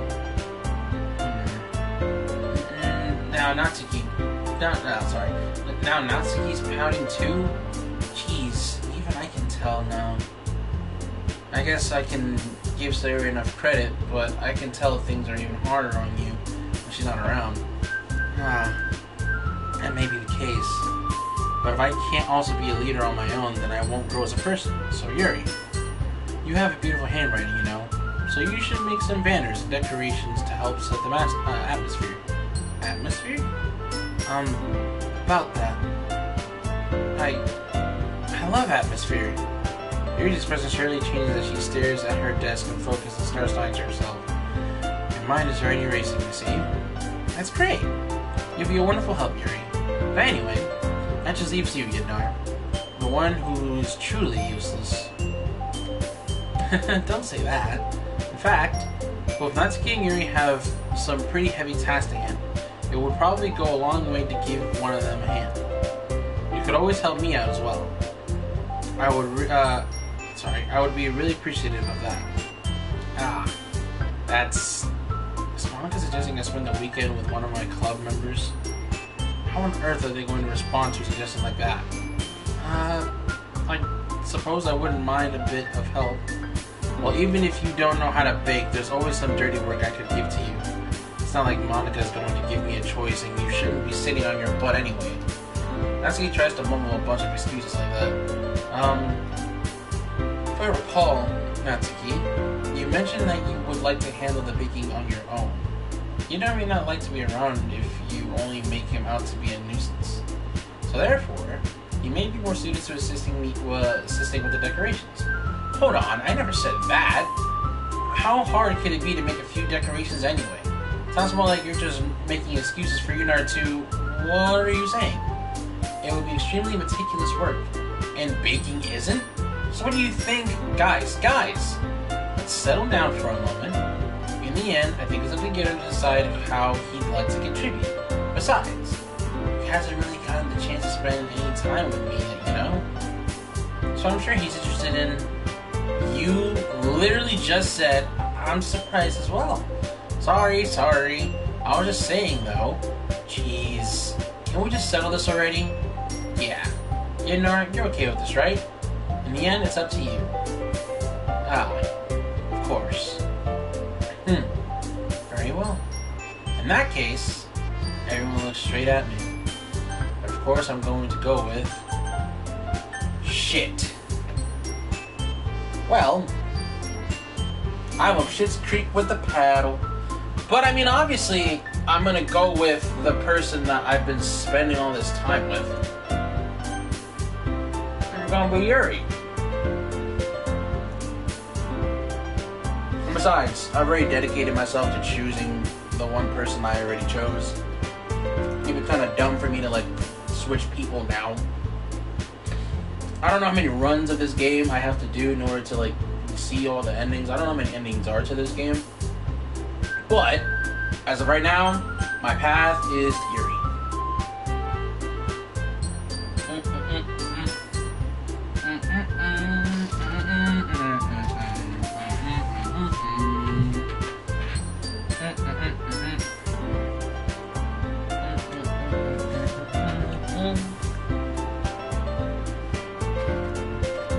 Sorry, 1 second.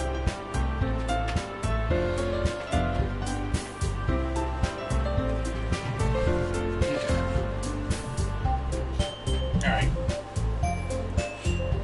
Well, I'll probably be the most useful helping out Yuri. Me? Are you serious?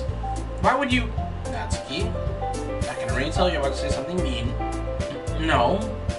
I was just saying. So you'll be helping Yuri then, Lunar? Yeah. That's what I'm gonna do. I'm glad. I have a bad habit of overthinking these sorts of things, so I think your assistance will be very useful. It's great to hear. Natsuki, will you be able to handle the baking yourself? I mean, yeah. I already said I would be fine. Okay. I really tell that Natsuki's feeling a little sour. So, is that everything we needed to go over? Yeah, that should be about it. Are you guys excited? Well, excited may not be the right word, but I suppose I'm looking forward to it a little bit. Do you feel the same way, Yidnar? Me? I guess you could say I'm interested to see how it will turn out. That's good enough for me. What about you, Natsuki? Natsuki? What? Why is everyone yelling at me? I didn't even do anything. No, that's not what I meant at all. Yuri anxiously blinks between everyone in the room. I'm sorry for this. I don't really know why Yidnar picked me. And also, your cupcakes are the best cupcakes I've ever had. They go really well with my tea. And nothing that I do for the event will compare to that. So, I get it. I'm kind of surprised though. Why? Well, I'm the one acting immature. I already know that. But you're trying to cheer me up all of a sudden. I know. I'm not very good at it. I'm sorry if I said something bad. Natsuki isn't the only one surprised. Monica and I are also taken aback by Yuri's words. If she already has trouble with words, trying to cheer someone up must be far out of her own comfort zone. But I begin to understand. Yuri was trying to sound like Sayori. Even if it didn't work perfectly, I can tell that she tried to say something Sayori would say at a time like this. Sayori always helps everyone smile and feel good about themselves. No. I kind of appreciated it. I'm sorry for making a big deal out of nothing. But I'm going to say this. You better bet that my cupcakes are going to be the best part of the whole event. I believe you. Yeah. I hope to see everyone do their best. But with that, there's nothing more for today. So I guess it's time for us to head out. Alright, let's get out of here then. Everyone packs up their things. I start to follow Monica and Natsuki out of the door as they chat between each other. Turn around. Sorry. I realized that I don't have any way of contacting you this weekend. Oh, you're right. I can't believe that slipped my mind. Should I give you my phone number? I think that would be the easiest way, yes. Or the best way, yes. Alright then. Yuri and I exchange phone numbers. Okay. Then I'll be stopping by your house on Sunday.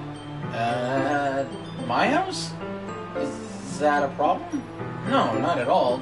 I just thought that I would be the one going to your house since I'm the one helping you. I suppose that makes sense. But if you don't mind, I think I'd prefer going to your house. Alright. In that case, it wouldn't be a problem. I decided to pursue Yuri for a reason. It's not like it should matter much either way, so I'll just need to make sure my room is clean. I hope I manage to make myself useful in some way. I'm not nearly as creative as you are. Don't underestimate yourself, you know. I think that we'll make a very productive team. Even if you only chose me because you felt bad or something. Wait, you don't actually think that, do you? I don't know. It's difficult to come up with any other reason you may have chosen me. If you're getting the one reason that makes the most common sense, or with the most common sense, just to help me because that's what you want. That's what I want to do. But Yuri thinks to herself in an extremely tense expression. Yuri, you're overthinking this. You wanted me to point out the one you're overthinking, right? I didn't realize. I'm telling you, I want to. That's all there is to it. Do you believe me? Yuri thinks really hard again. She looks straight into my eyes for a long while. I believe you. As if it took her tremendous effort, Yuri finally says that and relaxes her expression. And I'm really looking forward to Sunday. Yeah, I am too. After that exchange, I make my way to the door and Yuri follows.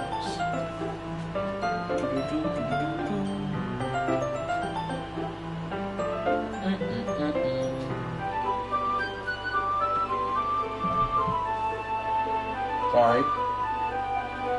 can't believe this. Yuri's going to come into my house on Sunday? My anxiety shoots through the roof. Even I've gotten pretty used to handling her at this point. There's no telling what might end up happening when we're outside of school. More than that, she told me that she was looking forward to it. Is this the chance I have to make something happen between us? Or is it too early for that? Only time will tell. Until then, I won't be able to take my mind off it. I just can't wait.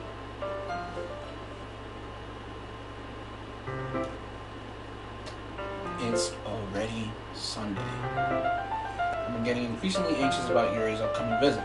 I've been telling myself there's no reason to be nervous, but it doesn't help much. Yuri is clearly an introvert, and also an intimate person in general. There's no doubt she'll open up a little bit when it's just the two of us. Just the two of us, you know what I'm saying? We can make it if we try. Just the two of us. Just the two of us. Meanwhile, you've been texting occasionally. She was extremely apprehensive at first, but it wasn't long before I was already learning more about her. By putting Yuri aside, I haven't heard anything from Sayori since she left the club early the other day. It's not like we can text each other. It's not like we text each other all the time or anything. But I've been worried about her in the back of my mind. Between what Sayori said and what Monica said, is it really okay for me to put Sayori's feelings aside when she might need me? I decide to visit Sayori before Yuri comes over. Rather than asking, I simply tell her, I'm coming over, much like we've done in the past. Once I reach Sayori's house, I knock on the door before entering myself. Once again, we used to play so often that we've made it a habit of simply entering each other's houses like we were family. The house is quiet. Sayori isn't anywhere on the first floor, so I assume she's up in her room. It's pretty strange of her not to run down and greet me. I head up to her bedroom where I finally find her. Sayori? Hi, Yadnar. I sit down in her room. Sayori forces a smile, but it's easy to tell that she's different. There's a minute of silence between us. You haven't come over like this in a long time, have you? I guess you're right. It has been a long time. Not much has really changed, has it? Sayori's room is a mess, as it always has been. I also recognize the same stuffed animals and wall decorations that she's had for years now. If you came over more often, it wouldn't be such a mess. It's because I ended up cleaning it for you. How come you suddenly wanted to come over today? Aren't you supposed to see Yuri today? Yeah, but... Wait, how did you know that? Sayori had already left by the time we decided that last meeting. Monica told me. It's only natural for her to keep me informed about the festival preparations, right? That's true. But what about you? Aren't you going to be helping Monica today? Of course. But I'm just helping her online. We didn't plan to meet up or anything. So it's just me and Yuri then. Yep. There's more silence between us. Sayori stares in a random direction. Everything about her behavior is really uncharacteristic. I finally get to the point. I just wanted to see how you were doing. After you left on Friday, when something's wrong, you can't just hide it from me. I know you too well. So, Sayori smiles, shaking her head. That's no good, Yadnar. Why can't it just be like it always has been? This is all my fault. If I didn't get so weak and accidentally express my feelings, if I didn't make that stupid mistake, then you wouldn't have been worried about me at all. You wouldn't have come here. You wouldn't have been thinking about me right now. But this is just my punishment, isn't it? I'm getting punished for being so selfish. I think that's why the world decided to have you come over today. It just wants to torture me. Sayori! I grab Sayori by the shoulders. What on earth are you saying? Are you listening to yourself right now? I know something happened to you. There's no other explanation for you to be like this. So tell me already. Until I know, I won't be able to stop thinking about it. Sayori gives me an empty smile. You really put me in a trap, Yadnar. But you're wrong. One thing happened to me. I've always been like this. You're just seeing it for the first time. Seeing what? What are you talking about, Sayori? You're really just going to make me say it, aren't you, Edmure? I guess I have no choice this time. The thing is, I've always had really bad depression my whole life. Did you know that? Why do you think I'm late to school every day? Because most days I can't even find a reason to get out of bed. What reason is there to do anything when I fully know how worthless I am? Why go to school? Why eat? Why make friends? Why make other people put their energy and caring to waste by having them spend it on me? That's what it feels like. And that's why I just want to make everyone happy, without anyone worrying about me. I'm in shock. I can't even figure out how to respond. How is it possible that Sayori kept this from me the entire time I've known her? Some people are really good at hiding that thing, man. This shit, it hit. I was not expecting it to hit deep.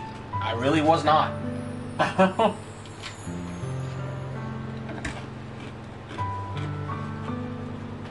Did she really want so badly for me to just not think about her? Why, Sayori? Eh? Why is that you've never told me about this? It almost feels like I've been betrayed as your close friend.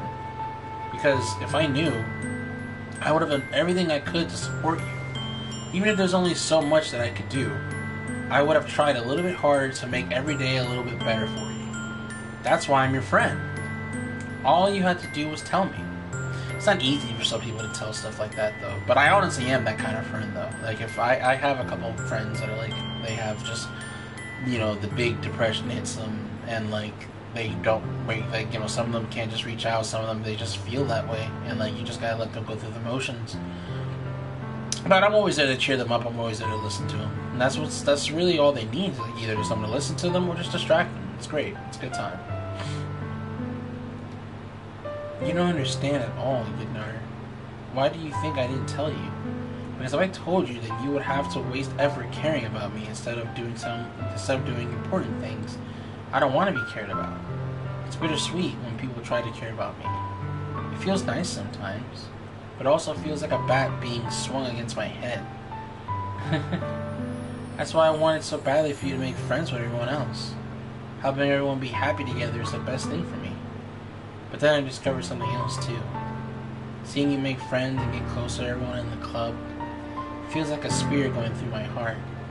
So that's why I decided the world just wants to torture me. Every path leads to nothing but hurt. You're right, that I don't understand. I don't understand your feelings at all, Sayori. But I don't need to understand. Whatever it takes for me to help you stop hurting, that's what I'll do. No, Yignar, there's nothing. Nothing at all. The only thing that could have helped is if everything could be like it always was. But I was selfish. I finally showed you what a horrible person I am. Tears streaked down Sayori's face. I made you join the literature club because I was selfish. And I was punished by my heart hurting in a way that I couldn't understand. Now you came here and I made you hurt too. I'm just weak and selfish. That's all I am. And that's why I'm going to accept these punishments, because I deserve every last one. Without thinking, I once again grabbed Sayori's shoulders. This time I pull her into a tight embrace. Ignore Sayori. I don't care if you feel selfish. I'm really happy that you convinced me to join the club. Seeing you every day makes it worthwhile enough. If I make friends with everyone else, that's just a bonus. But please never underestimate how much I care about you. I wouldn't have it any other way. Ignore. Sayori isn't hugging me back. Despite my arms being wrapped around her, Sayori's arms remain on her sides. She starts sobbing next to my ear. No. Don't do this to me. Please don't do this. Ignore. Sayori barely manages to speak between her sobs. I don't know if I'm doing the right thing, but all I want is for her to know that I care. If you have it in you to call yourself selfish, then you have to let me be selfish too. No matter what it takes, I'll figure out what needs to change. I'll make these feelings go away. And if there's anything that you need me to do, you better tell me. I'll get mad if you don't. I don't know. I don't know. I don't know. Gently, Suri finally puts her arms around me in return. I don't know anything. It's all really scary. I don't understand any of my feelings anymore. The only time I'm not feeling nothing is when I'm feeling pain. But your hugs are so warm, and that's really scary too. Suri lets me go, and she does so. I let her go as well. The festival is tomorrow. Yeah. It's going to be fun, right? Yeah. How would you like for me to spend it all with you? It's what I want. I promise. I think that would be nice then. Yeah. Suri wipes her eyes. If I could spend the whole day here, I would. Of all days, this has to be the one where I have other plans. Maybe I should cancel. No, don't. Please don't. If you did that, then I really wouldn't forgive you. But it's almost time for Yuri to meet me at my house. At the very least, do you want to come along and help out? It'd be fun. To my surprise, Yuri shakes her head. I'm sorry. I don't know if that would be very good for me today. You understand, right?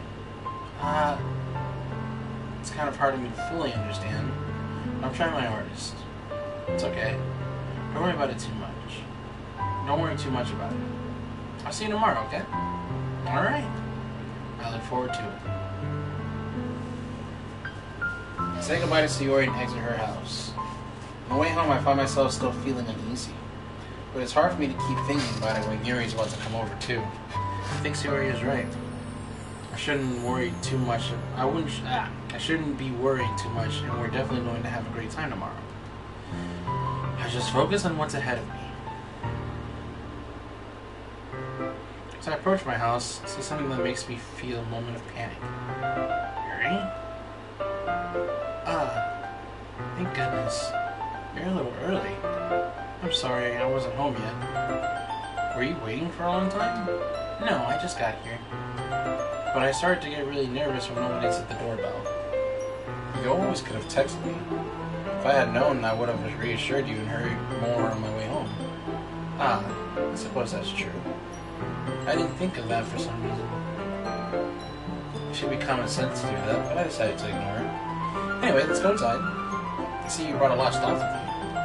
That's right. And did you manage to find everything I asked you to buy as well? Yeah, pretty much. At least I hope I got everything right. I'm sure it'll be fine.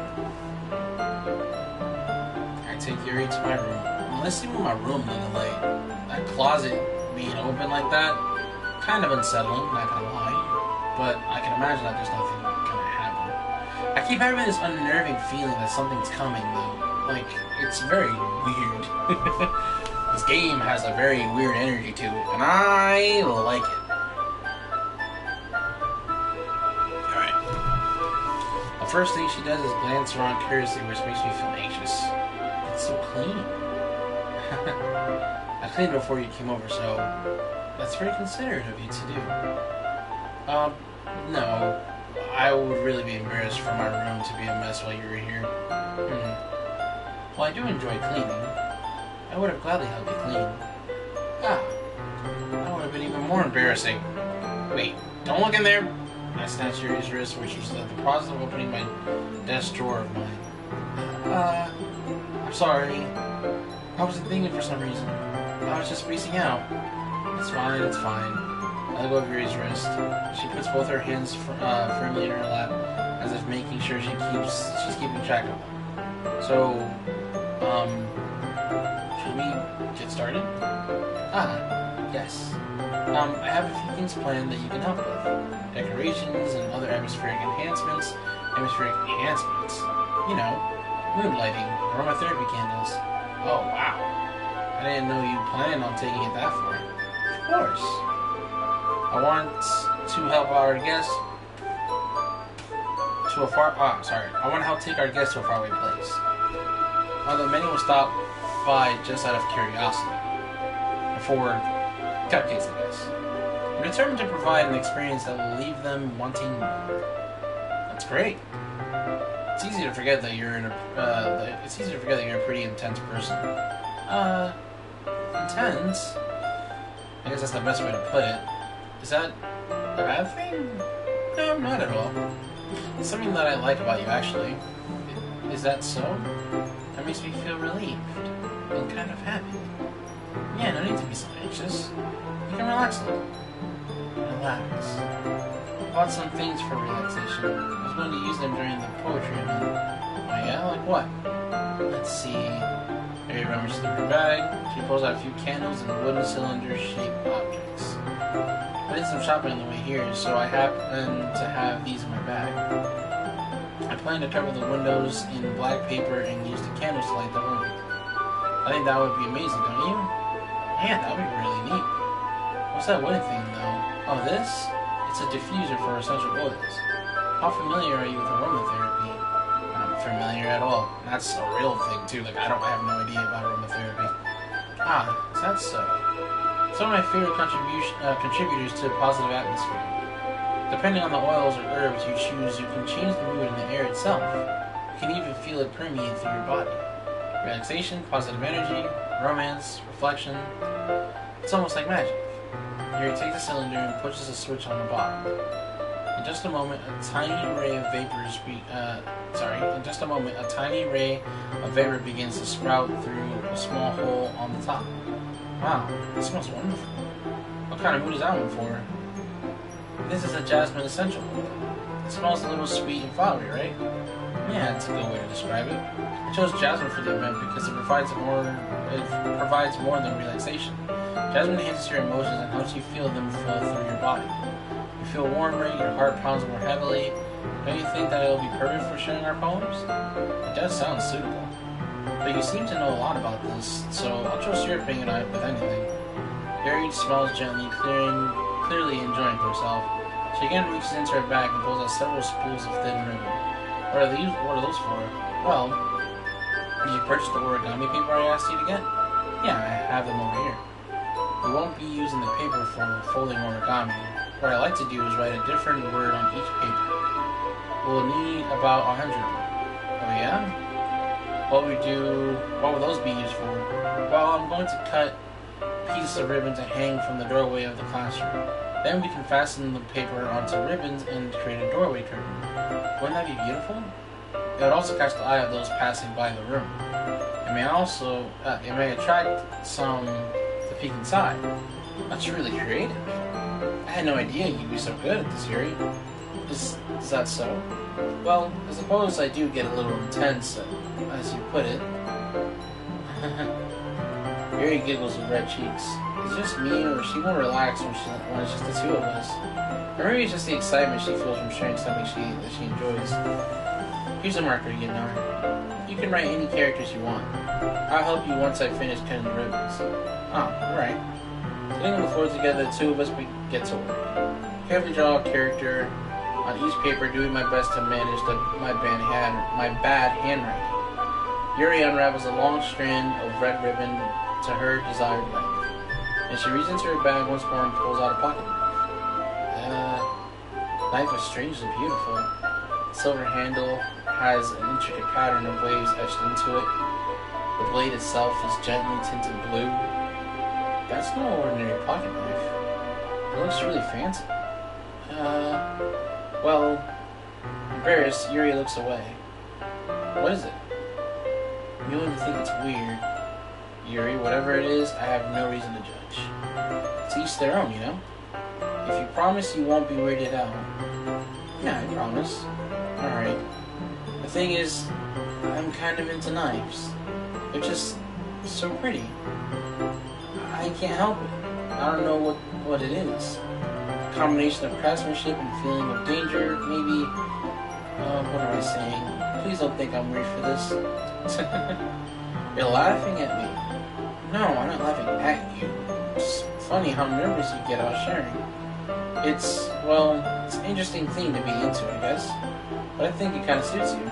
Suits me? Yeah, it's kind of intense. Besides, it's a really cool looking knife. I can't deny that. It is, isn't it? Yuri relaxes her expression once more. Would you like to hold? Sure, I'll check it out. Carefully, Yuri hands me the knife with the handle facing me. I take it and turn around in my hands. It feels heavy and extremely solid. Where do you get a knife like this? Curious of its sharpness, I feel the point of the knife with my index finger. Ow! Gidnor! Why did you do that? I didn't expect it to be that sharp. I barely touched it at all. It's my fault. I should have warned you. This knife is extremely sharp. It can cut through skin like it's paper. Oh no. A small drop of blood trickles down the side of my finger. Yuri takes my hand and gives the wound a closer look. She stares at it and noticeably fidgets. If you're squeamish, I'll go wash it off now. Without warning, Yuri puts my finger in her mouth and licks the wound.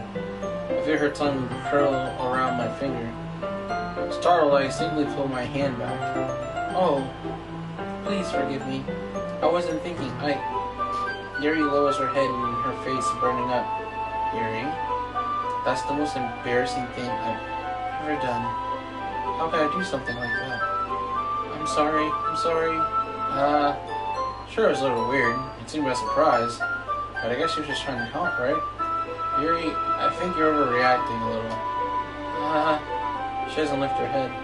What if she doesn't recover from this for the rest of the afternoon? Alright, you know what? This might be a stupid thing to do, but I like to do it anyways. I take Yuri's hand and lick her index finger in return. Hidnar! Did you just do that? And how were you? Yuri just looks at me like I did something wrong. I knew that would be a bad idea. If not for the sweet aroma of the jasmine oil, the air would be extremely heavy right now. You're so weird, Gidnor. Yuri giggles shyly. Yuri calls me weird? I have no response to that. Where do you keep your bandages? I don't think I need one actually. There's just a tiny cut. It looks like it stopped bleeding already. I see. Excuse me. That's relieving. The tension is quickly lifted. We each resume our respective activities. I watch Yuri's knife cut through the ribbon like it's nothing but air. Meanwhile, I continue making progress on the paper. After we finish attaching the paper to the ribbons, we'll lay them out side by side. It looks better than I expected and will be very effective as the door curtain. It looks great. Good thinking coming up with this, Yuri. Thanks. It's just something I saw online, really. Are you ready to move on to the next task? Yeah, let's do it. What do you have in mind? I like to create a banner. That's why I asked you to get the paint tablets. That's right. One of the items Yuri had asked me to buy was a kit of watercolor paint tablets. We'll need about 6 cups of water to put each of the tablets in. Do you mind fetching those for us? Of course not. 6 cups of water. I'll be right back in a minute. Thank you very much. Oh, and just a little bit of water is okay. If you fill the cups too much, it will be too diluted. Taking Yuri's advice, I decided to use small plastic bathroom cups rather than full-size glasses. I put them on a plate to catch any paint that drips even back into my room. Yuri? Yes? I come in to see Yuri quickly unrolling her sleeve, pulling it back over her arm. Nothing. Your face is a little red. Is it too hot here or anything? No, not at all. There's something wrong, so let's mix the paint. Yuri hurriedly dismisses me and takes it upon herself to wrap the tablets, dropping them into the cups. So, I thought we would do something simple that would look very nice. I like to paint a gradient across the banner, starting with the colors of a sunrise, then daytime, and then sunset into nighttime. Once it dries, I'll write an inspirational quote across the banner. We can hang it on the wall behind the podium at the front of the classroom. Neat. What are you going to write? Well, it'll be more of a surprise. It will be more fun to surprise you. Yuri smiles at me. If you say so. I'm rolling up the banner, Yuri and needle to opposite ends so we don't get in the way of each other. Yuri uses a brush and adds a few dots of different colors across the banner to serve as a color guide when we paint. This kind of reminds me of elementary school. Painting on a banner with watercolors feels a lot like the art class parties we had back then. It's relaxing. I'm sorry if this feels too childish. No, I didn't mean that at all. It's kind of funny, no? Yeah, it is fun. I'm glad you feel that way too. Yuri stops painting for a moment, thinking to herself, for me, I don't think I need to go out and do crazy things to have fun. In fact, I usually don't even want to. Just like when I can spend time with one other person. Even if it's something simple like reading. Doesn't even matter if we don't talk much. Just having a friend next to me and making things feel a little bit nicer. Well, then it's all it takes to make me happy, for me to be happy. That's so. Even if Yuri and I are quite different, I can understand where she's coming from. I feel that way about things like anime and games, where simply sharing the experience with someone can make me happy. I think I feel the same way. Yuri smiles gently. I knew you'd understand. Yuri leans over the banner to give an unusual paintbrush. But I move at the same time, causing my head to bump into hers. Sorry. Yuri reels back quickly, and I quickly lift my hands in surprise. You hurt? No, I'm not hurt. Just startled me, that's all. Sorry about that. Sorry, I should have asked you to get it for me. It's not your fault. It's your face. There are droplets of paint on Yuri's face and neck. There's something on my face? Yeah, I accidentally got paint on you. Sorry, that's totally my fault. I'll get it right away. Oh crap, I got tired right away. I rush out and fetch a small towel and then dampen it with hot water.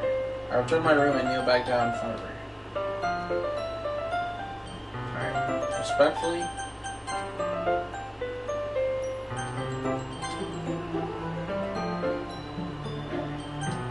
As of right now, I'm gonna leave it here because I am actually getting super tired. I stayed a little bit past what I said I was gonna cut this shit off, and that's because I, napped for 10 minutes. But I'm definitely gonna continue this later because I'm hoping that I'm getting to something creepy or something unsettling soon. But until then, I'll talk to you guys all later, and I promise you next time I do this, I won't pass out for 10 minutes. Alright everyone, bye-bye.